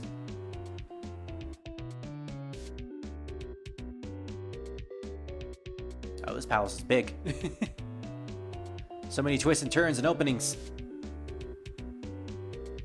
Satori, I know you make this palace big for all of your pets, but this is ridiculous. With so many rooms like this, they'll all just eventually get lost. Speaking of which, your 10 different Orins are kind of going crazy in the corner over here. Satori just takes in all of the clones of her pets and just makes them her new pets, basically. I am okay with this. What are you doing here, Kappa? Did you know? Allies in the back row deal and receive less damage. It's the ideal position for your healers and supporters. But does that also mean guns deal less damage in the back row? Because if that's the case, then... Well, if that's not the case, then I will probably just put Sumideko in the back row. I love how fast that is. Alright, so Koishi is in fact weak to guns. You just shoot her heart. Gotta shoot the giant unopened eye on her chest. That will certainly get rid of her. Now, if only the characters in Koishi Komechi's heart-throbbing adventure would have known that. Would have saved a lot of time. I say that, but I actually don't know anything about a heart-throbbing adventure. I have not experienced that particular fan work yet. And I am going to make a big deal out of it when I do. Once I get through Touhou 12, we will be tackling that particular series. Or Touhou 11, we shall see. Alright, so at this point, I think I want to prioritize more luck. Because critical hits are starting to become really good to get, and I want to get as many critical hits as I can. Some excess energy is leaking into this tower from the nuclear reactor. I'd keep away any electronic devices from there if I were you. Alright, so just don't bring my smartphone. Good to know. Oh gosh, there's another way up? Alright, 2nd floor it is. I'm so glad I got this mini-map. Oh. A yellow room, both on the dungeon graphic and the map graphic. Something tells me this has to do with poison. It seems like it's not doing any damage to us. Oh, it's doing damage to our smartphone. Oh, that's what they meant. Okay, we need to get back. Participate in a fateful encounter. Wait, what? Fateful encounter? I just got an achievement for this. Yukuri! This is a meme. This is just a meme. Can I get her? Oh, but how difficult is she gonna be? Select the enemy is not a sleeper. Oh man, I really wanted to get her. 25. You know what? Let's use the 25 SP to see what this thing is. Yukuri unknown. Oh.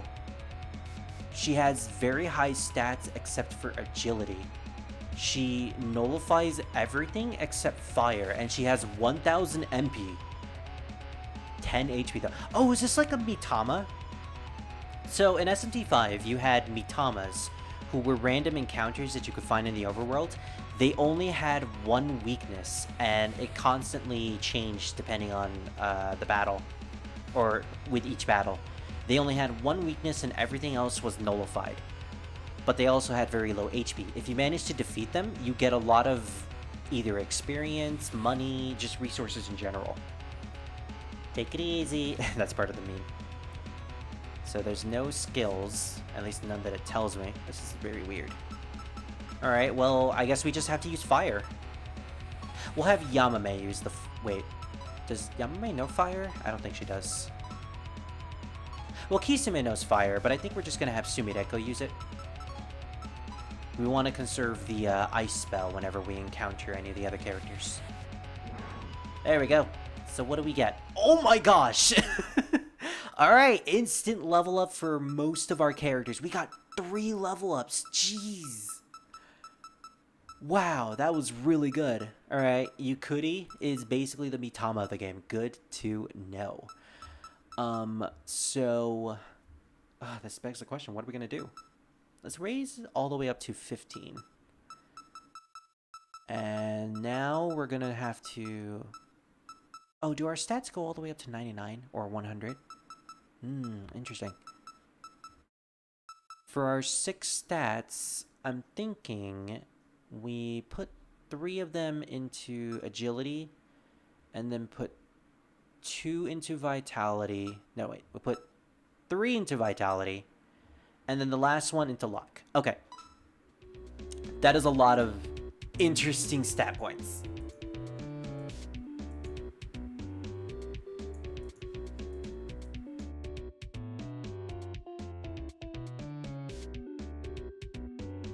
Oh, Juri just created a really cool looking character in Skyrim. Nice. I dig the design. So we gotta get out of here. I think we should head back to... Oh, we gotta go up again? No. Alright, let's try to head back to the anomaly. We need to recharge our phone, because that is taking up a lot of battery. And I really don't want to know what happens if we end up getting 0 battery. Koishi! Do I fight you? You know what? Screw it. We have enough SP to do 1 battle. Let's see if we can get Koishi. I'm gonna regret this though, because Koichi might be really hard. Hearts. Love. Oh my gosh. Oh my gosh. Okay. No. Ah, hijack attempt failed. Alright, yeah, those hearts are really annoying. I think I may have to switch to keyboard whenever I play those. Because I'm really used to just playing the bullet hells on the keyboard. That it was comfortable when I was fighting just Kisame and Yamame, but like trying to do that with a controller, I'm not used to it. I feel like if I play more of this game, I will eventually get used to it. But if the battles are going to be more and more difficult like that, I think I'd just rather switch. I'd rather just switch to something that I'm just more comfortable with. So what I should do... Actually, I think I'm going to wait until we get into battle, because we can technically configure our settings when we get into battle. Let's explore a little bit more. Oh, what is this? An unknown device stands before you. Upon further inspection, it appears to be a computer terminal. The word kappa can be seen on its side. Kappa, pa, pa, pa, pa, pa, pa. Sweet! So let's access it. Ooh. Digging the music. We can fuse! Oh my gosh, I just realized! This is the fusion! This is the Cathedral Shadows. It's just that the Kappa have it. I'm trying to remember what this song is supposed to be. Is this just Sumireko's theme? I don't remember. Alright, well, we can fuse our demons, or sleepers. Fuse multiple sleepers together to make a stronger one. That's awesome! I was wondering if that was actually in the game. Transfer selected sleeper skills to another party member. Just like that, huh? Affinity transfer selected sleepers elemental affinities to Sumireko? Wow, this is based off of the whole SMT5 mechanic of transferring skills and affinities. Alright, I see what you did here, Otaku. We can delete some, we can save and download. Oh, this is our compendium. Alright, let's save our sleepers. All of your sleepers have now been saved. Alright, where are they? There's Kisame, and there's Yamame. Completion 1.21%. Well, you guys know I am going to max this out. I am going to max out my entire compendium. I'm gonna make it my effort. How much do they cost? Actually, I didn't see how much Kisame and Yamame cost. Can I not check them anymore? Where are they? Oh, I need to check. I need to save. Already saved. 44.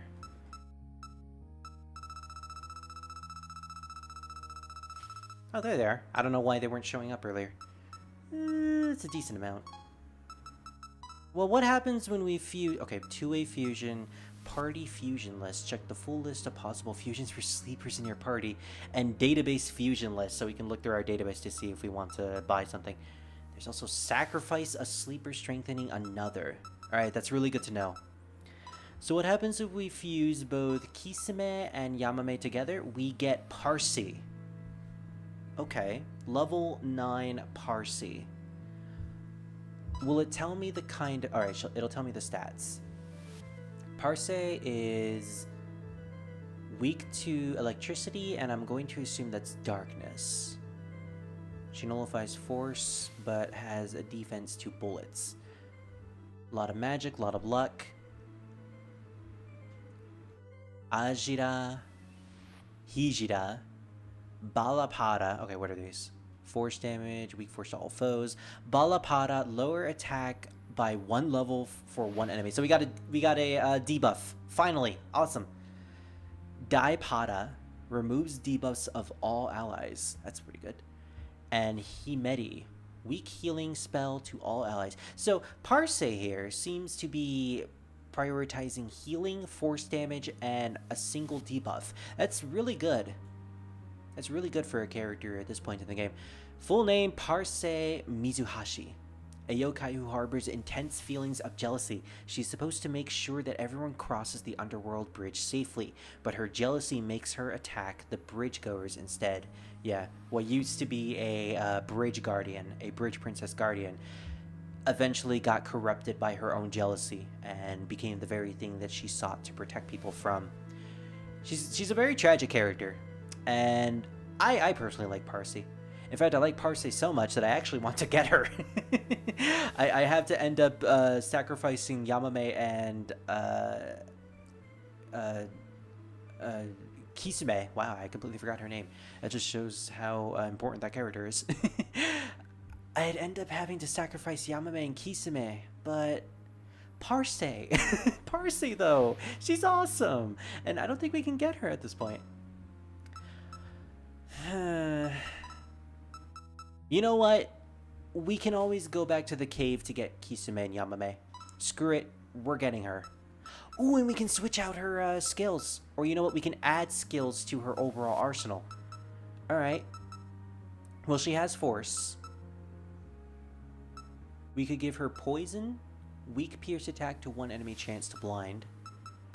Let's give her poison, Agni, and Akala, so that she can have even more elements. Wow, alright. You can just automatically give a sleeper 8 skills at the beginning of the game. It took you like forever to do that in SMT5. That's awesome. What's the animation gonna be like? It's a little Nitori! Oh my gosh, so cute.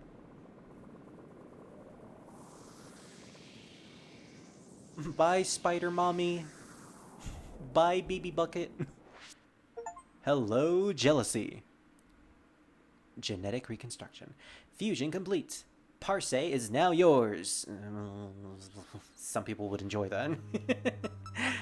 That's awesome. Okay. Well, we managed to get Parse. Nice. Sumireko, Parse. So I'm assuming that I was only able to get her because I'm past level 9. Yeah, that makes sense. So what does upgrades do? Evasion plus command. Increase evasion by 1 level for everyone in active party. Party increase 1. Passive, increase your party size by 4. And fast hijack. If Sumireko's level exceeds the sleeper's level, instantly perform a successful hijack. That sounds really good, but I would have to save up a lot of money for it. Okay, so these are just stuff I can add. Are these permanent though? I'm going to assume that these upgrades are in fact permanent. Which means I should probably get the evasion plus, especially since I have really high agility. That could be really good for my characters. Costed a lot of money, but I'd say it's worth it. Alright, let's bring out Parse into our party. Level 9. She's looking pretty good. Is there any way I can check the installations that I have? Tackle, weak physical attack. No, I think I can only check them. Oh, I didn't actually read this before. Sumireko Usame, a high school student from the outside world with psychic abilities. She can visit Gensokyo in her sleep using a doppelganger. Oh yeah, there's a whole, like, lore reason behind the doppelganger thing. We'll get into that when we get to the game. To Touhou 15.5. Because that's a doozy. A brilliant student at some point, her grades have gotten worse recently. Sleeps a lot. Oh, hey, Innocent. Oh, this is the classic era SMT Touhou fan game. Yeah, it's so much fun. This game looks sick. I've heard people say it works as a genuine SMT game as well. It does. It carries key elements from even the very recent SMT games like SMT5, like how you can give skills and stat affinities or elemental affinities to your main character. And not only that, when you want to negotiate with an enemy, instead of just actually communicating with them through text boxes, you have to play a mini bullet hell game with them. It's really, really fun. There's no one here. You feel uneasy, so you decide to leave. Oh, that's gotta be something important for later. I really should head back to the anomaly just so I can recharge my phone. Alright, well now that I've explored this particular area, let's go back to recharge my phone because I'm at 39% or 34%. Theoretically, I could try to get Orin into my party, but I'm not going to take the chances. Right, I keep forgetting that she resists guns. I remember a friend of mine who is really into SMT games. He went onto one of my community tab posts and mentioned if I got this game. I like how he was worried that I didn't know about it. Silly green. If it's an SMT game and if it also has SMT elements in it, I am playing it 100%. I just needed to wait until I got money to purchase it. Yeah, Parsi is looking really good. Stat-wise, skill-wise, she is looking great. Negotiations drive me insane sometimes, so I don't mind the bullet hell. Yeah, it's really, really fun. Oh, Satori! I haven't actually encountered you yet. Speaking of which, alright, so this is what we're gonna do. Because I have a really difficult time doing the shmup section on my keyboard, or not my keyboard, my controller, I'm gonna switch to my keyboard. Unfortunately, I don't have the button layout that I usually use for Touhou games. Is there a way that I can go to my settings? Summon, return, switch. Okay, I can't. I should have done that ahead of time. All right. Well, we'll just do it with the WASD movement setting. And what is the shoot button? I don't know what the shoot button is. I think it's supposed to be enter. All right, let's try it anyways. Okay, it is enter. Oh, this is weird. This is weird playing with WASD. Why is this suddenly more manageable than Koishi? Wow, that was really easy compared to Koishi and Orin. It definitely must have been the keyboard switch. All right, nice.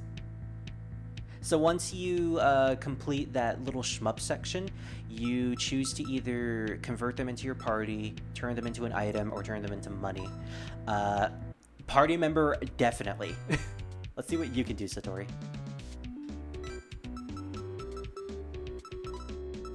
Oh, I should probably go to your stats first. Okay, predominantly intelligent, so magic defense. She's only weak to darkness, I'm assuming. We haven't encountered that yet. Level 4. Oh, she's weak compared to all of my other characters. Weak ice attack. Yomi, weak mind attack to one enemy. Oh, so it's mind, not darkness. Alright, good to know. Has a healing spell. Vayupada lowers evasion by 1 level for an enemy. Oh, nice! I have 2 debuffs now. Spiritual healing. Steal MP from one enemy and evenly distribute it to all allies? How much does that cost? I want to know how much that costs because that sounds really, really good. Trying to get MP in this game is a little difficult because you basically have to go back to the shop in order to regain it, and it costs money. Full name, Satori Komeji. A Satori yokai and the mistress of the Palace of the Earth Spirits. She shares her name with her species. As a Satori, she can read minds, something which made her be despised by almost everyone. The exceptions are her animal pets, Utsuho and Rin, as well as her younger sister, Koichi. Yeah, so Satori is very popular when it comes to animals. She owns a lot of pets in her mansion. Also, before I forget, let's add her into our party. We're going to keep her in the back row because she doesn't really have much in the way of attacks. And I am debating whether or not I should return back to the cave from the beginning of the game to go get Yamame and Kisame again. This is my S&T brain talking, like, you know, I just used some really good demons, and I know they can be outclassed later, but they can be used as really good fusion fodder. Does this take me back to? Yeah, it takes me back. All right, so we can actually go back to the beginning of the game over here. I'm doing it. I'm doing it anyways. Unfortunately, we have to at this point build up our SP meter. Because in order to do a hijacking, we need to get at least 50% of our SP meter up. Thankfully, battles are relatively easy in this section of the game.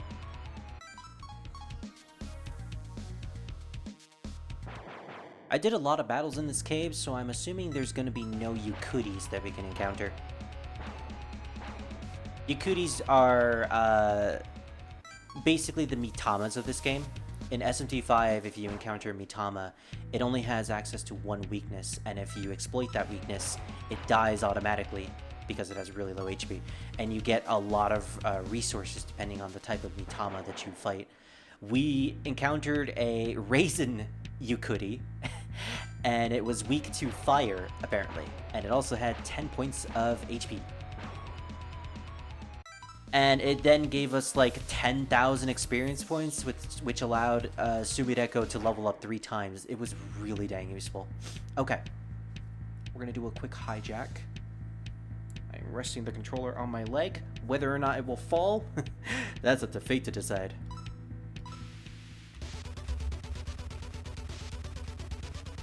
Okay, I can technically do this on my controller, but we're just going to do it on the keyboard instead. There we go. Kisame and Yamame are really easy fights. Nice. We don't even have to spend any money on that. Awesome. We are going to have to be careful though once we get the other two, because if I end up putting one of them in my party along with Satori and Parsi, it's going to eat up our battery life really, really fast. Yamame is unfortunately a rare encounter in this place, from what I gathered. Although I did have some luck when I went into this hallway. I was kind of hoping that would be Yamame. Even though we don't have enough SP to actually get her into our party. I forgot if the Mitama in SMT5 had different weaknesses every time you encountered them. They in fact did, and that was like the annoying part of them. You basically had to carry a bunch of those items that automatically analyze an enemy for you. And if you didn't have any, well, sucks to be you. That means you can't kill the Mitama. I had many instances where that happened. Which is basically why, after that point, I stocked up on the max amount of those items, just to make sure I never have to go through that situation again. Does this game have a magnetite system like the early games? Is that what you're talking about with the battery life? That is in fact what the battery life is. So basically, your sleepers, as they call them, they're not demons, they're sleepers. They take up a certain percentage of your battery life. So with both Parse and Satori in my party, it takes 0.20% of battery usage per step. You can buy an item that refills your battery life at any point in a dungeon, or you can just go to an anomaly, which is basically you just waking up and returning to the outside world to recharge your battery automatically to 100%. It's not that annoying. It's not as annoying as magnetite in the early S&T games, because magnetite was a source of currency that you would need to build up by doing battles, and that gets really annoying, especially if you end up using up all of your magnetite. Just constant grinding. And it's not the fun type of grinding either.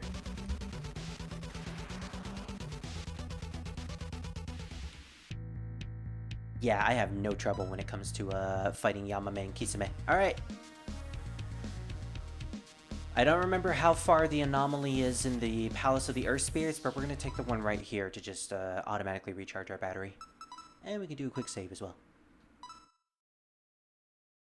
Yeah, Satori starts out really low, level-wise. But she has such good skills. I'm glad that I got her either way. Oh, hey, Yamame. Can't really do anything with you in terms of converting you to an item or money or something like that. I tried converting Kisame into an item, but I ended up getting the Touhou equivalent, or this game's equivalent, of life stones, which in this game they call them life shards. I have like 12. I really should be using them. And if you convert Yamame, apparently you get antidotes, which is actually kind of handy because the antidotes cost 200 currency in the shop. I say currency because I don't actually know what the currency of this game is. The thing at the top left. They don't actually say what it is. Alright, well, we're going to add one of these two to our party. I'm thinking Yamame. She might be weak to fire, but she has some decent skills. Hey, Dream Team, we got an achievement. Fill all 4 party member slots. Nice. Hey, well, apparently we missed a section down here. If we can encounter Koishi, that would be... Hey! Speak of the devil. Alright, this battle can be pretty tough. I might actually have to rest my controller on my desk this time. The only early era S&T game I played was 1, and battles in that game are generally fairly easy, at least. Yeah, especially if you play the SNES version, where some of the bullets that inflict status effects are incredibly broken. But Magnetite can still get kind of annoying, though. I just noticed the Palace theme is Satori's theme, but S&T fight, how can... Yeah, the OST in this game is... It's really nice. It's a mix of the S&T songs from, like, early S&T, and then it's just the Touhou songs. It's fantastic. But yeah, speaking of Magnetite in S&T games, it's one of the reasons why I never had demons summoned in my party during my S&T 1 playthrough. Because... you know, guns are really, really powerful. I can just focus on using guns instead of using... Oh, damn it. I ended up getting shot down. Guns are so busted in SMT1 that I can just focus on using guns with my characters, and I won't even have to use any sort of demons in random battles. Now, granted, I sort of did eat my words with the PS1 version of SMT1, but that's because they neutered the... status effects in that game. You can't inflict status effects that easily in SMT1 anymore when it comes to the PS1 version. Which, you know, it makes the game more challenging, but I kind of miss the ability to just spam my sleep bullets and have every single enemy just fall asleep automatically. I did play the SNES version, and yeah, guns were busted. Like, I'm currently doing a playthrough of S&T 1 for the PlayStation, for PlayStation 1, and yeah, I definitely see the stark difference when it comes to the change in status effects and how frequent they are, especially when it comes to boss battles. Zio is not as powerful as it used to be. Alright, Satori, we actually do have you, so we don't really have to worry about anything involving it.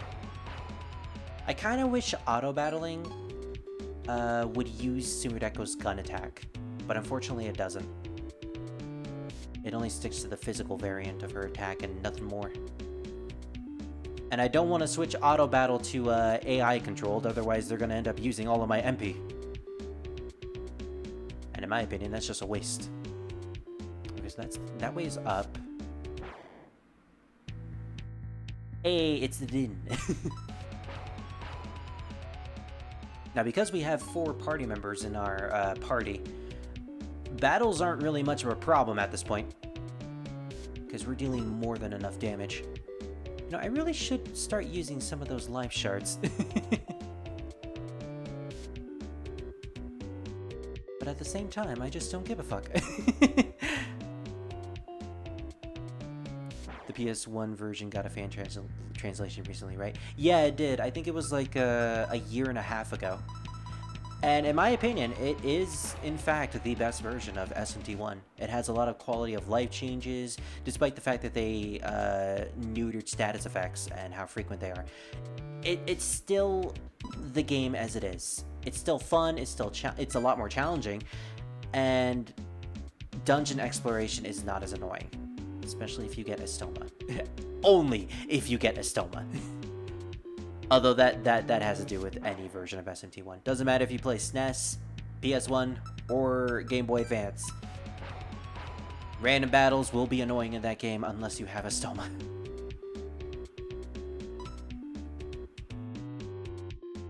I did manage to find a really neat trick in my SMT1 PS1 playthrough, though.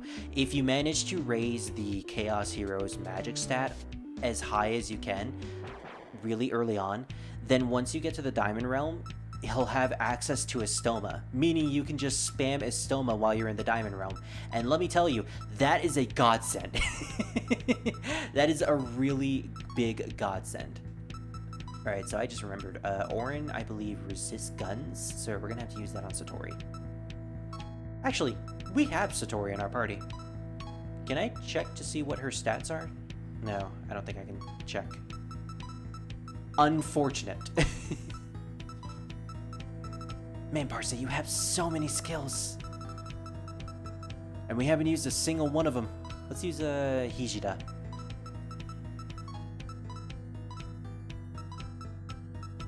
And Vision Stab. We haven't been using any of their... okay, well, she resisted it, unfortunately. We haven't been using any of their MP skills, so might as well start using them. Alright, well, that was the blind stat. Kind of wish Satori would have gone first, but, you know, beggars can't be choosers. A Soul Stone. Is that MP related? Revive one ally to 50% HP. Well, you know what? Better than the item in SMT1, where it revives you, but only a 1 in 64% chance of failing.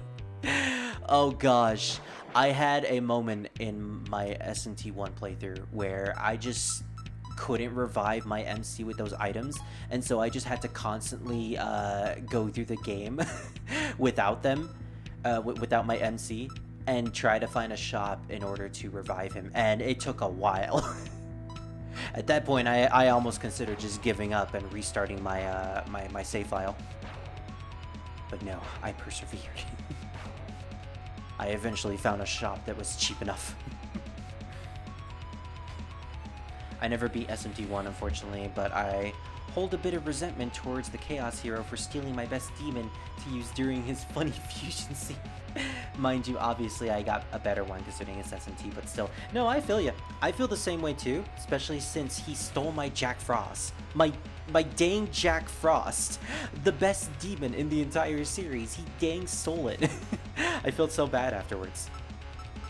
Alright, let's try this hijack battle again. Satori is a little bit annoying because her hearts. Her hearts, you need to be really close. Okay, I'm starting to lose it. Starting to lose it. Oh, this is an extra stage. This is an extra stage attack. Oh, got her. All right. That explosion is a good indicator to tell you that you successfully got the sleeper. Nice. We got Koishi. Koishi is now yours. I'm curious to see how you compare with your sister. Koishi is level 5. Alright, so technically 2 levels higher than her sister. Weak to ice, weak to guns, nullifies mind, funnily enough. A lot of luck and a lot of magic. What are her skills? Alright, weak force attack, increase evasion by 1 level. Wow, I'm getting all of these skills. Lower evasion. Love tap. Weak physical attack to 1 enemy, cannot reduce target's HP to 0. Huh. I wonder what the point of that is. Is there like a mechanic in this game where if you get an enemy's HP to a low amount, you can have an easier time when you do the hijacking minigame? I wonder if that's the case. I wonder if it's like Pokemon. That would be a fun mechanic. Peace of Mind removes buffs from the user. For each type of buff removed, heal 30% HP for all allies. Wow, that's a very interesting skill. Okay, I'm starting to see a lot of unique skills tailored to certain characters. Peace of Mind seems to be a Koishi thing. Full name Koishi Komeji. A Satori yokai who is a younger sister to Satori Komeji. She used to be able to read minds like other Satori, but closed her third eye because everyone despised her for her ability. However, in the process, she lost her conscious mind, removing her personality. She currently roams Gensokyo with no real goal in mind. Yeah, a very tragic character, to say the least. I was gonna say Koishi's pattern seems a bit easier after you hurt her a bit during her last attempt, but I wasn't paying enough attention to notice. Yeah, I felt like that battle went a lot faster than the last time. Although that might have just been me sticking to the center of the screen, because in the last battle, I ended up getting pushed all the way to the bottom. But if damaging them is the case, then that's a pretty good mechanic, and I think I might end up having to exploit that a couple times later on. This game explains a lot of the mechanics to you through the use of kappas that you can find throughout the dungeon. So maybe there will be a kappa later on that will explain it to us. I'm hoping that's the case. Either way, we've gotten to a point where we don't really have to worry about enemies on the overworld killing us, because we have a lot of powerful party members. It's gotten so lively here lately, although seeing so many copies of Lady Satori in one place makes my head hurt. Wow, my head is spinning. Like I said, all of the clones of Orin and Utsuho, they're probably just going to be taken in by the real Satori. She's going to have more and more pets to feed. Oh, I like the detail of Satori's eye constantly opening and closing every time her sprite flickers. 2 remedies, A. Speaking of which, I want to check to see how much demons we have, or sleepers. Okay, so we have 2 more spaces left. That's when I should probably go to the Kappa machine to start doing another fusion. So what's in here? There's a switch here. Alright, there are 3 active locks remaining. Nice. So our goal at the moment is we need to find 4 towers and switch all of the locks off so that we can effectively go to the back of the mansion and head to the nuclear fusion reactor. So this is apparently going to be a very, very long dungeon. Oh, and it even shows us the different areas. Alright, well, I guess the next thing we need to do is head downstairs. I didn't actually realize that all the towers were going to be inside of the Palace of the Earth Spirits. I thought like one of them was going to be in here, and then we would have to go to like a different section of the underworld to find another one. But no, apparently they're all in the same location. I mean, makes my job a lot easier. In fact, we could head to the Kappa machine right now if we wanted to.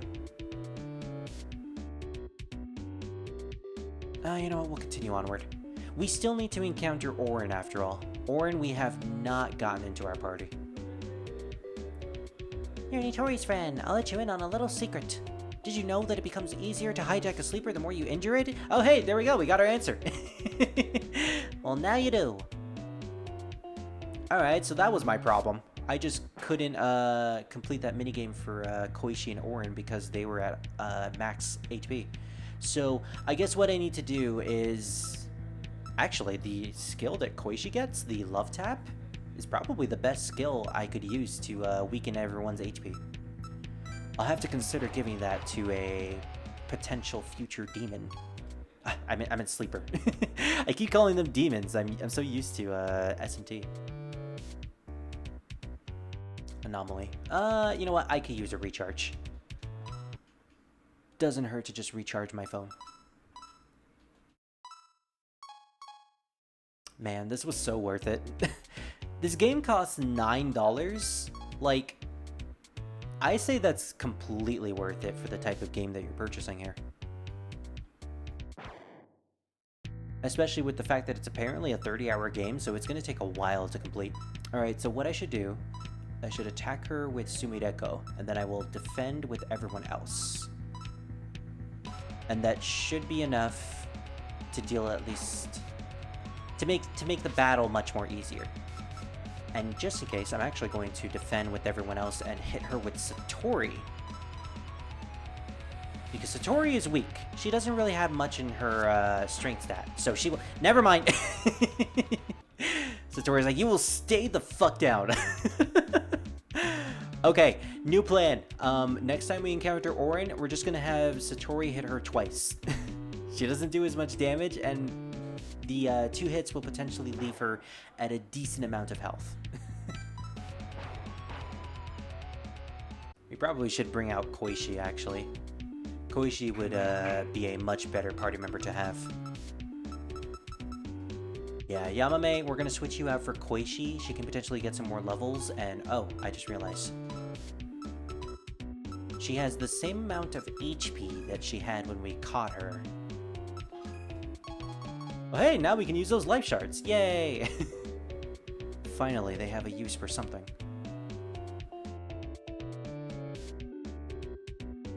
Alright, there seems to be a center place right here. Ugh, some Oni decided to throw a party in this town. The mess they left might as well be toxic. It's such a pain to clean up after them. I'll do it tomorrow. So you're the reason why there's poison on the 2nd floor. Well, at least I know who to blame. Wait, what? Oh, damn it! This really is an SFP game. Hey! A Yukuri! Alright, well... Now we have to use some of our SP. Oh, okay. So that's what the commands do. Alright, I was wondering what the commands that I can purchase with are. So, alright, we can purchase these from the Kappa, and then we use them in battle. Problem is, we have a set number of SP. Well, you know, these would be really great for boss battles, so I'll have to remember this. I have commands that I can potentially use in boss battles if I have enough SP. But we'll have to use the analysis command. Alright, so she's weak to fire. I wonder if she's always weak to fire, now that I think about it. There's a possibility that she might not be.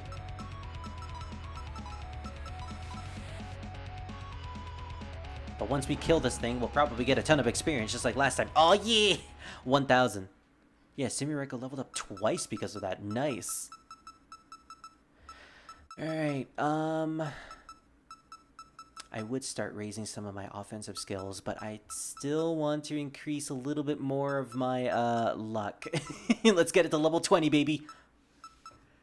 And then, let's give the rest of the points to agility. There we are. We also got a decent amount of health thanks to the fact that I am increasing my defense as well. Okay. Now is about the time to go up.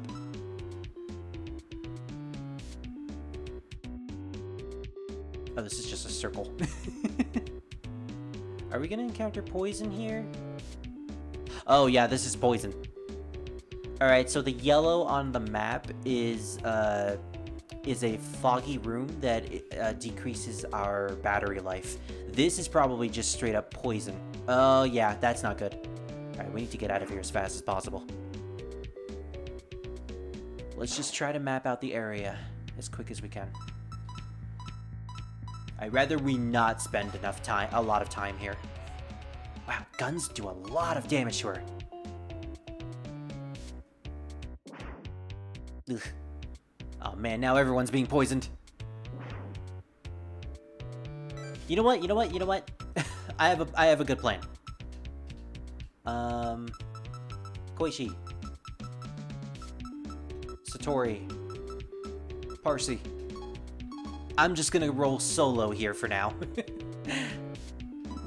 If I end up getting poisoned, then that's fine. But if I can get you guys to not be poisoned, then that's great. That saves antidotes for me. And the enemies here are actually really easy to take care of. I say that, but I wasn't able to defeat her in one hit. Ouch.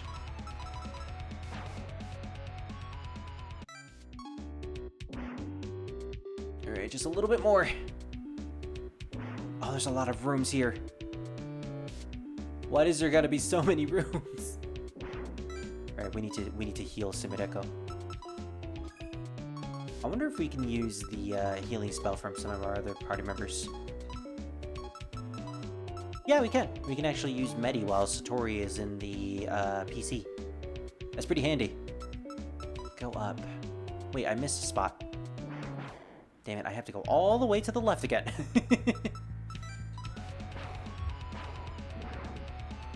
Ouch.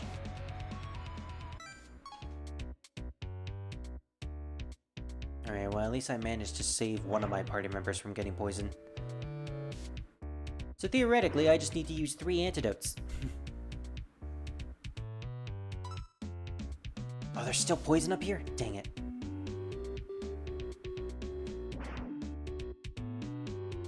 Now see, I would heal that poison right now, but it would just be an absolute waste, because then I would have to I would have to use another antidote after the fact, because then I'll effectively get poisoned again because I'm going through these hallways. Ouch. Well, you know what? Use as many debuffs as you want, Koichi. I'd rather you use debuffs than an actual attack.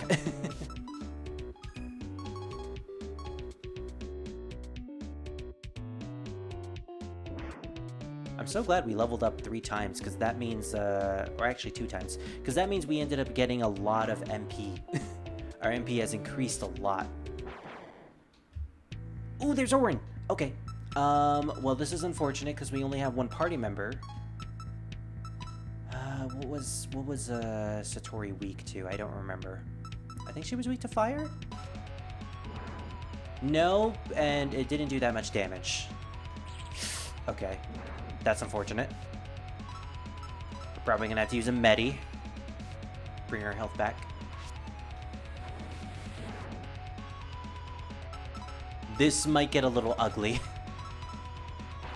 Just use a tackle. Crit! Oh, I should have done that at the beginning. Use another heal. Just bring our HP up.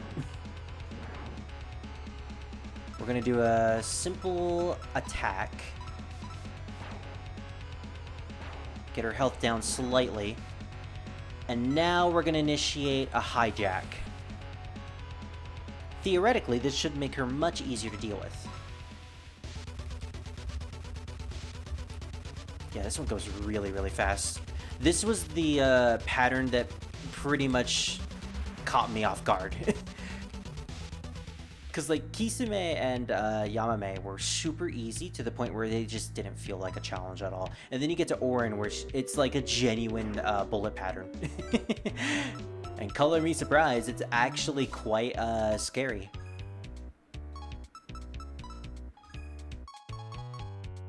Yeah, we're just getting rid of that antidote right then and there. I'm gonna try to go up 1 floor to see what's up here. Or not, apparently there's just a chest right here. A spirit, the own-handed bow mod. Oh, one-handed bow mod, sorry. The one-handed bow mod, the enchantment on the bow won't let you put 2 enchantments on the one-handed bow. Sorry, it doesn't work. Oh, that's unfortunate. I was really hoping that it would work that way, because then he would be able to use 2 bows at the same time with twice the amount of efficiency. Well, at the very least, you can still use 2 bows in battle, so it's still cool. It's still cool. It looks cool. Alright, well, we got rid of Koishi, who was pretty much the biggest problem there.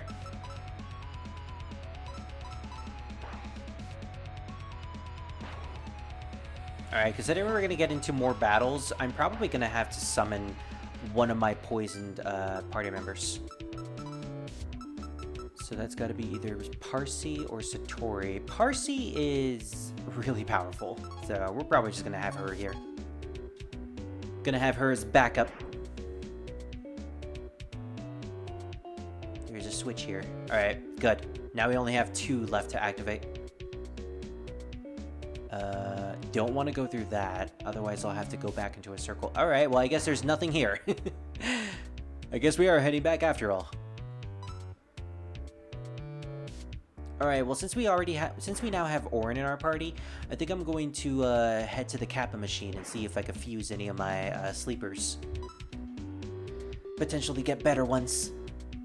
Alright, we're back on the first floor, so now we can use those antidotes. Use it on who? Use it on woo. Nice. Let's bring out the rest of our party members too. We're gonna start building up Koishi, because her love tap is really good. And Satori, because I like Satori. Oh, also, we didn't even get to check to see what Orin can do. Orin! Rin! The funny cat.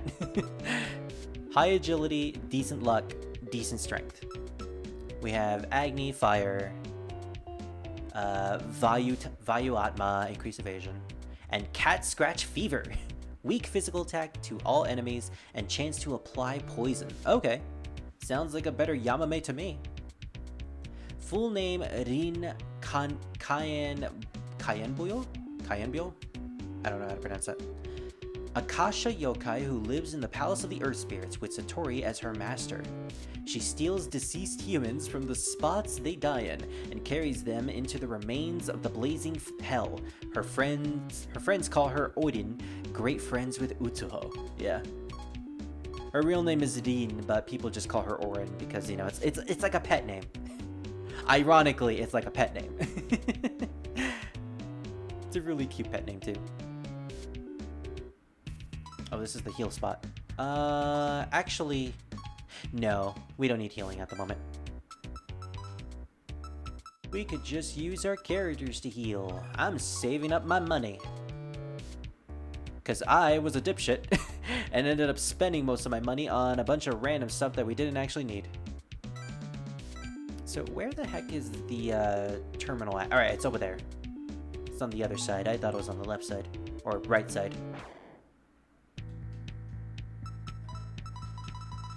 Well, we don't really need to encounter anything else in these areas because we already have all of the sleepers. Although I feel like once we start fusing, we'll need to encounter more of them. Terminal, what will we do? Access it. Okay.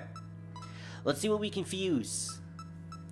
We can do a... Oh, 1 second. I need to go answer something.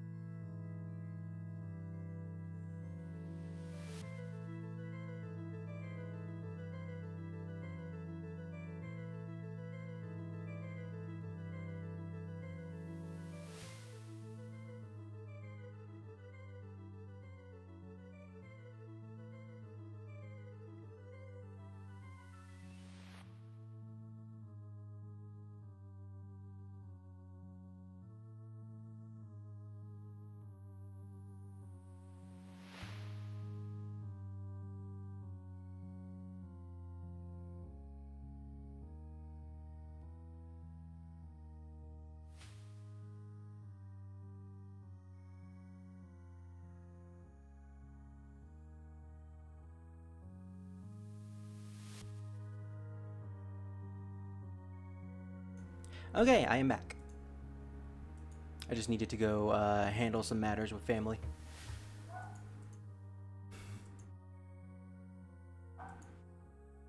I think I have like a couple more, I think I have like 30 to 40 minutes left until I call the stream. Because me and Maluki and Druid are probably going to hang out for the rest of the day. I say probably, even though we actually are going to. Yeah, we are. Oh my gosh, what the hell is so accurate? I'm just looking at the server real quick that we're all in, and he saw my meme. Yes. Alright, so let's see what we can fuse. I'm thinking. Oh, wait.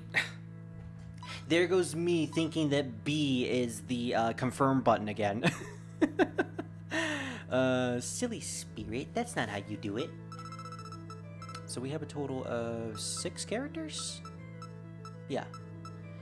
Alright, well Parsi is the one that we fused into. So what can we get when we fuse Parsi with people? We can get Yugi. Oh, the big busty Oni. Level 10. Lily Black is a character? Get out of here. And she's level 30? Get out of here. That's hilarious. Can we actually check to see what she does? She has 2 weaknesses. I mean, it's decent. I like the fact that Lily Black is an actual character. And then we have Shion. Shion, Akoya's favorite. Akoya being a friend of mine. She is basically broke girl. Broke bitch. Wow, she has a lot of skills though. Mimic, HP equalization. Oh my gosh. She has 1 luck. Oh man, that's... Oh, I'm so sorry. I am so sorry. That is so sad. What does mimic and HP equalization do? I'm curious.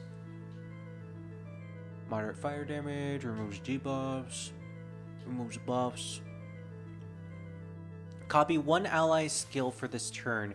The skill's costs still apply. Okay. And HP equalize. Equalize relative HP value of all allies. Huh. That sounds interesting. Shion Yorigami, a goddess of poverty. She brings misfortune and to others and herself, regardless of whether she wants to or not. Sister of June. Yeah, she's a very, very fun character. I like Shion. She's awesome. I also like Akoya. He's awesome too.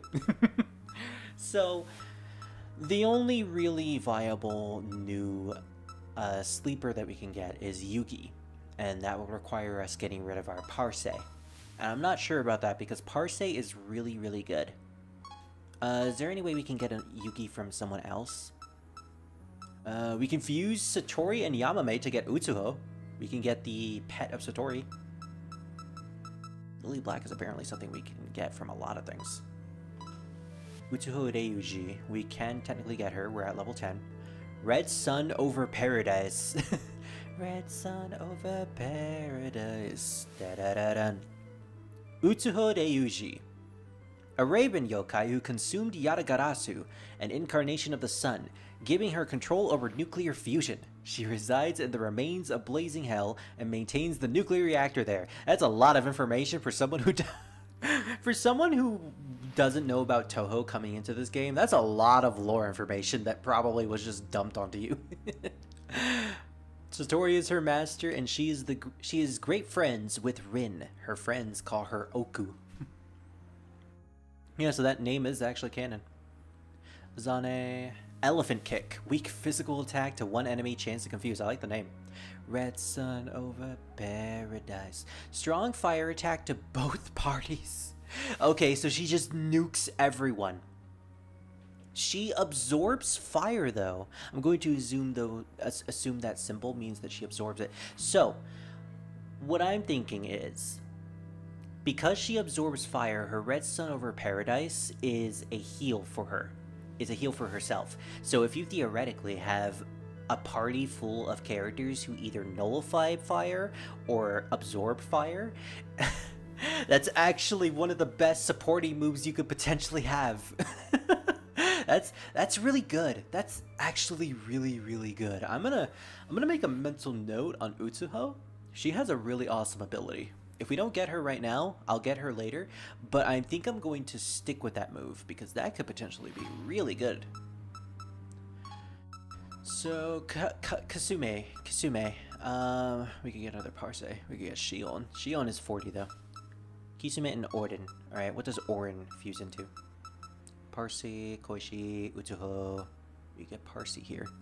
We can theoretically get another Parse. Kedama? Okay, that's new. It's level 1 though. Has 4 weaknesses and it's mind. Wait a minute. It's nature. I completely forgot that that sleepers in this game are categorized by races, you know, similar to Shin Megami Tensei. Everyone has their own race. Is that true? Does everyone have their own distinctive race? Yeah, she's an Oni. Yugi's an Oni. Koishi's a yokai. Lily Black, fairy, probably. Nature, okay. Deity. Is the reason why Parse and Koishi confuse together is because they're a similar race? Parse is yokai as well. If we have Satori... No, she makes Yamame. Okay, so I was thinking like the nature race is some form of the elemental race in Shin Megami Tensei games, where if you fuse 2 demons together of the same race, they become a special exclusive race, where you can then fuse those special exclusive races into other demons, and they have like special effects to them. Either they evolve that demon to the next level of the chain of race that they're involved with, or they increase their stats or something like that. It's always different depending on the game, but I was assuming like Kedama nature is very similar to that, but it seems to me like he's just a random enemy. Clumps of energy with no personality, the ability to speak, they are nature itself. Okay, and no skills whatsoever. I'm genuinely curious about what he does, if he's that weak. Well, it's Yamame and Koishi. And fusing Orin and Kisume will create Utsuho, so we won't really be missing much. We'll potentially have to get all these characters back again, but I kind of want to do this. I kind of want to get the Kadama to see what it does. And we can also fuse all of these things into it. Yeah, we had 2 Ajdas, we got those 2, Love Tap, Peace of Mind. Alright. That's a really bulky Kadama, apparently. Imagine if Reimu had to fight one of these guys in the earlier games. Jeez. Sorry, Koishi, I know we just got you, but we'll get you again. You seem to be really good, so... We're not going to go through the game and not have you in our party again. Fusion complete. Kadama is now yours. Okay, well now I'm curious to see what Kadama can fuse into. What are the stats? Doesn't really seem to be anything. Yeah, I am genuinely curious to know what Kadama really does. Oh man, I didn't add these things to our database actually. Save to database. Kisume, Parse. No, we'll say Parse. Oh, I think they automatically save to our database when we capture the sleepers. Let's see. Go all the way down because for some reason it's not showing us. Yeah, okay, it saved it. Good. I would download the Koishi again, but we can encounter her normally in the dungeon, so I feel like we can just do that instead. Alright, well, we're gonna go with our original plan. We're gonna fuse Orin and Kisume together to create Utsuho. And we're definitely keeping that Red Sun over Paradise skill. So basically, the skills that have the brackets on them are the spell cards, and the spell cards that are associated to specific characters. So Cat Scratch Fever is going to be Orin's thing, Red Sun Over Paradise is Utsuho's thing, but we can transfer them to our later demons, and also potentially transfer them to Sumireko. If I wanted to, I could fuse Utsuho into I could use skill transfer. Utsuho into oh wait, I can't. Sumireko into Utsuho. Oh, there we go. Yeah, I can fuse her into I could do this. And I could wait, no, I can't. Oh, okay. Yeah, I can't give her the Red Sun Over Paradise thing. Sumireko can't use spell cards. Okay, that's different. All right. You know what? This is good to know. This is very good to know. So, spell cards are exclusive to sleepers only, but they're not exclusive to only one sleeper. You can give any type of spell card associated with a character to any other sleeper, but you can't give them to Sumireko, which is fair because you also couldn't do that for the protagonist in SMT5. So this is just in line with how the system worked. All right, I'm starting to learn again. This is really, really fun. I'm having a blast just playing through this game. Oh, look at that. We can get another Kadama. Why don't we have 2 Kadamas? No. All right, our party is actually looking pretty good except for the Kadama. I want to look at the upgrades. We had the ability to increase our party, right? Our party size by 4. I might actually want to get that. With this, we can actually end up getting all of the sleepers that we ended up fusing and just have them ready to be fused at a later date. Alright, Utsuho, you're definitely staying in our party. We have a full party of really, really good demons, or sleepers. Sumireko, Parsi, Satori, and Utsuho. We're gonna have to get the others back, though. And I definitely want to get the others back. They're all really, really good. Especially Koichi. If I can give Love Tap to more of my sleepers, that can be really good for grinding out the hijacks, trying to get more.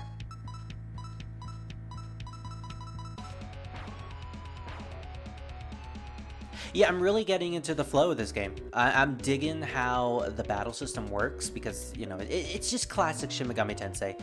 But with the hijack system making it, you know, Touhou related, and all of the quality of life changes that you can tell weren't in the original games, the SMT games, but were just... It's just all so wonderful. It's so great. I love this fan game. I am going to praise this fan game to high hell because it is fantastic. There's a chest here. Will you open it? Who wouldn't? Ooh, that's a lot of money. Alright, so I think the next tower should be down here. Funnily enough, I know it's... Oh, It's you again, Full Eyes. This tower got possessed by a vengeful spirit recently. I took it back to hell, but the negative energy still remains. I like the sprite that she has. She's like ooga booga. Fitting for Halloween, apparently. So take care not to lose your mind. See ya. Sounds to me like we're probably gonna have to encounter a boss fight. I know it's fitting because of the area that we're in, so it's not that weird. But I like the fact that we have an entire party comprised of yokai from the underworld. And that's like no shit because we are in the underworld. But like, yeah, it's cool. We have the Touhou 11 cast with us. It's nice. Did we manage to give her Love Tap? No, I think we gave that to the Kadama. Oh, that's unfortunate. All right. We're gonna have to attack with I don't really want to. All right, here's what we're gonna do. Summon, remove Satori, bring in the Kadama instead. Defend with everyone else. Let's just hope that Koichi doesn't attack the Kadama. Value Atma, alright. Does he have access to Love Tap? He does. Alright. Problem is he's level 1, so, like, if he gets hit, he's basically fucked. Oh, she has left tap too. Right. The skill theoretically came from her. Ajira? Okay. She's thankfully... Oh, of course. Well, we don't have much MP to work with, so this is unfortunate. Yeah, I think I'm just gonna do the hijack anyways. Alright, let's do this again.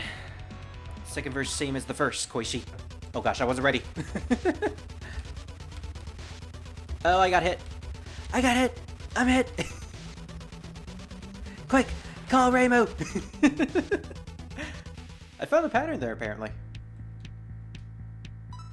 I know this is supposed to be reminiscent of her extra stage battle non-spells, but I don't know why the pattern that I did there to beat it just reminded me of the Bridge of Ichijo from Touhou 8.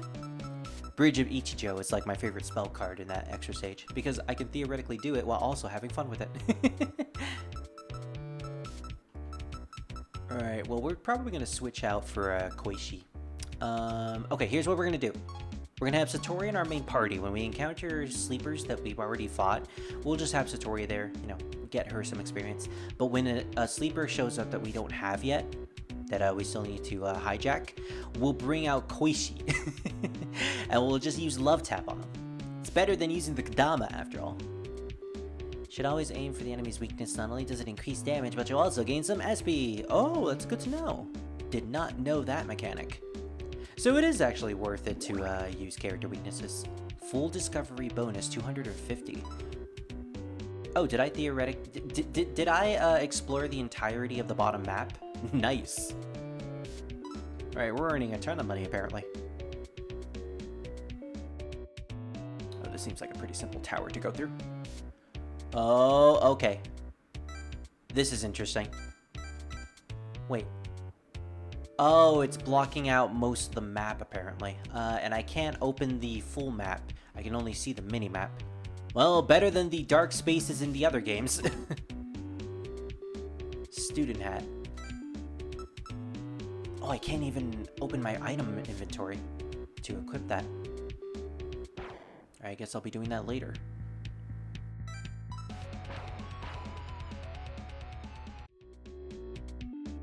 So when it comes to the stat distribution that I'm going to be doing in this game, I have not decided whether or not I'm going to go predominantly magic or predominantly strength. I'm still just focusing on my defensive stats. Trying to build up my agility, vitality, and luck as high as I can before I really need to focus on my other stats. Do we have... No, we do not have Orin. Okay. And sadly, we're out of SP, so we actually do need to just battle her. Oh, I noticed that a critical hit also gives us more SP as well. So I never exactly knew what these stained glass windows were supposed to represent, but this game seems to indicate that they're supposed to be Utsuho, which is interesting. It's an interesting, design. I always just thought of them just to be normal designs, and you know they didn't reference anything. Oh, there we go. All right, so this area is pretty much all mapped out, but the second floor isn't completely mapped out, so I need to find a way to do that. Oh, I just realized my battery is running pretty low. I probably need to get back soon to the anomaly. I think I can make it back. I think I can make it back, no problem. It's gonna take a bit though. All right, you know, I was gonna say maybe I should get rid of some of my sleepers. Yeah, you know what? It's not worth it. Let's head back. I'd rather not get to 0 battery before we make it to the lock. So chat, recently, and by recently I mean yesterday, me, Druid, and Maluki started playing Dokapon Kingdom for the PlayStation 2, and I'll tell you, it's a really fun game. Party games have always been my shtick, my meat and potatoes, but Dokapon Kingdom is like one of those really fun Mario Party spoof party games where you can just tell that you can torture your friends if you know how the game works. And granted, I don't know how the entire game works. There's some mechanics that I'm just kind of forgetful of.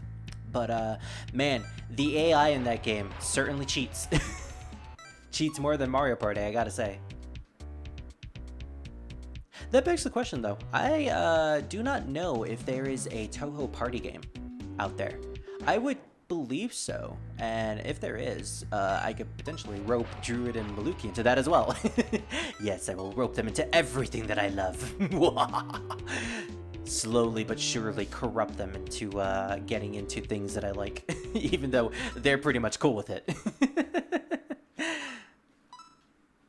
But it's the idea that is what makes it even more sweet. Sumireko just laughing maniacally while going to sleep. Alright, now that we have 100% battery, we can continue on. Orin, we have you. We have you in our grasp, Orin. There's no escape.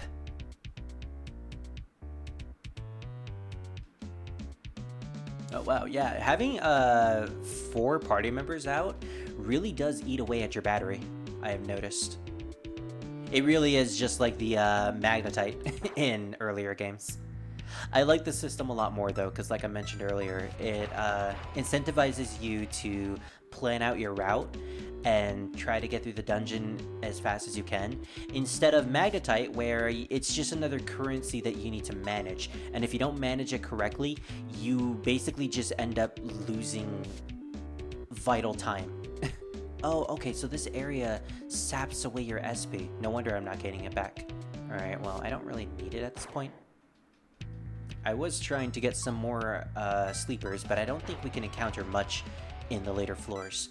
I think like the only stuff we can encounter in floor 2 and 3 is Koishi and Satori. And a rare occasional Orin. You know, Orin is definitely a prize, but like, we already have all 3 of them. Also, I completely forgot to equip my student hat. Oops. Okay. Seeing Koishi in between 2 fairies is kind of weird. Especially since Koishi's the type of person who I don't see associating with fairies like that all too often. Or at all, really. She just doesn't seem the type. And granted, that's probably because she is, like, kind of mentally not there. Esper gloves. Alright, well, let's enter into the... Never mind, this room is also blank. Or dark. I can't do anything in there either.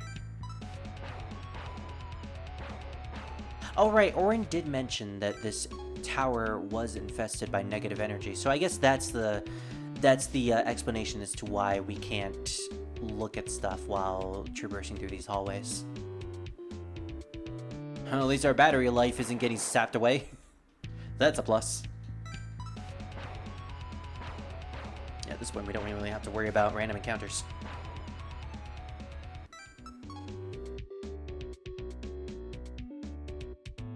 So, chat, when it comes to more Touhou games that we're going to be playing, I have already mapped out the possible ideas of what we're going to play after Touhou 9. So, Touhou 9, I always like to think of it as the end of an era, the end of an arc. What I like to refer to as the introductory arc to Touhou. Alright, there's the switch. I guess we didn't really need to do anything else here. So after the introductory arc, we're going to then go into the next arc of Touhou, which I like to refer to as the not the revolutionary arc, the religious war arc, which I think a lot of people also mention that is what they call as well.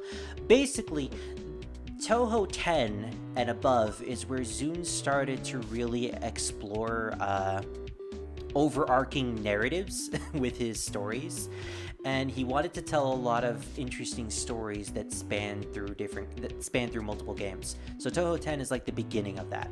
Well, theoretically Touhou 8 is the beginning of that, but it doesn't really span into a different game. It spans into a manga series, Silent Sinner and Blue, which leads me into my discussion. What are we going to do about Touhou after Touhou 9? So my plan on the Touhou streams is that after Touhou 9, after I finish that, we're going to take a small break when it comes to the mainline games. And we're actually going to go into some extra streams, some extra content. I am going to be reading the Akyu storyline. The, what is it called? It's not post-mysticism. Actually, I can check it right now. Touhou. When it comes to the written works, I can never really remember the names of all of the books or mangas and stuff like that. Perfect Memento in strict sense. So after Touhou 9, I am going to be doing a one-time live stream where I will be reading through all of the articles in Perfect Memento in strict sense, which are all available on the wiki. So we're going to be reading through all of those, and we're just going to explore like the lore behind Gensokyo, some of the characters, and the stuff involving Akyu, the character who's associated with all that stuff. So that's what we're going to do then. After that, we are going to play some more of the fan games. I am thinking I will do one stream where I have Druid in the call, Druid and Maluki, and we're just going to play Touhou Library Survivor, which is a game that both me and Druid own, and it's basically a Vampire Survivor spoof, but with patchouli, and you basically have to protect the library. It's actually really fun. I've gotten most of the achievements, and I think that's going to be the live stream where I get all the achievements. Like, I'm going to play through the extra stage, get all the items and stuff, show off all the talents. I need to play through the game a little bit more to unlock more of the talents, but that's probably what I'm going to do first of all after Perfect Memento. Then after Touhou Library Survivor, either in the same stream or the next stream, we are going to we're going to play either Luna Nights, which I do own, or we're going to play Touhou Soccer, which is a fan game that brings in characters from Touhou PC98, actually. I think it's PC98, all the way up to Touhou 9, which makes the most sense that we're going to start it after Touhou 9. That game is a game that has always been on my radar. I have never actually played it, but I have watched a couple of live streamers played it. Specifically, the very popular Touhou live streamer Osprey FM. He is awesome. I definitely recommend watching him. He has played through Touhou Soccer. I watched a couple of his videos on it, and it is really, really entertaining. I've always wanted to play it, so this gives me like the perfect opportunity to do so.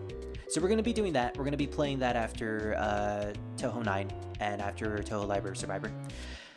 And potentially Luna Nights, because that is also a very popular game. Luna Nights, I think, only revolves around the characters from Touhou 6, so we're safe there. Alright, so I have actually been to this tower before. It's the uppermost left tower that I haven't been at. That's where I'm going to do. Hey Spirit, it's been 3 hours. Hope you're almost done. It's Pally is wondering how long you're going to stream. Oh, thanks for reminding me, Druid. Yeah, it has been 3 hours. Okay, so what we're going to do is we're going to explore the third tower, but we're going to do that when I next live stream. So in terms of what I'm going to do, when I'm going to... Wow, I am as tired as Sumireko. Nah, I'm not actually tired. I just stutter a lot. So we're going to do a live stream tomorrow. We're going to play more of Touhou Artificial Dreams of Arcadia, because I am really loving this game. What I'm going to do is I am just going to explore a little bit. I am going to basically negotiate and recruit more sleepers into my party. We're going to recruit all the sleepers that I had used in fusions, and I'm just going to fuse them again. I'm going to try to fuse as much as I can to get as many sleepers as I can. probably end up getting Yugi and all of the rest of the Touhou 11 characters. And when we return tomorrow, I will be streaming more. I am having a blast with this game, so I hope you guys return next time for that. In terms of the Touhou streams, we're going to continue that at a later date. So I am going to end this now because someone is knocking at my door, so I will see you guys next time. Bye.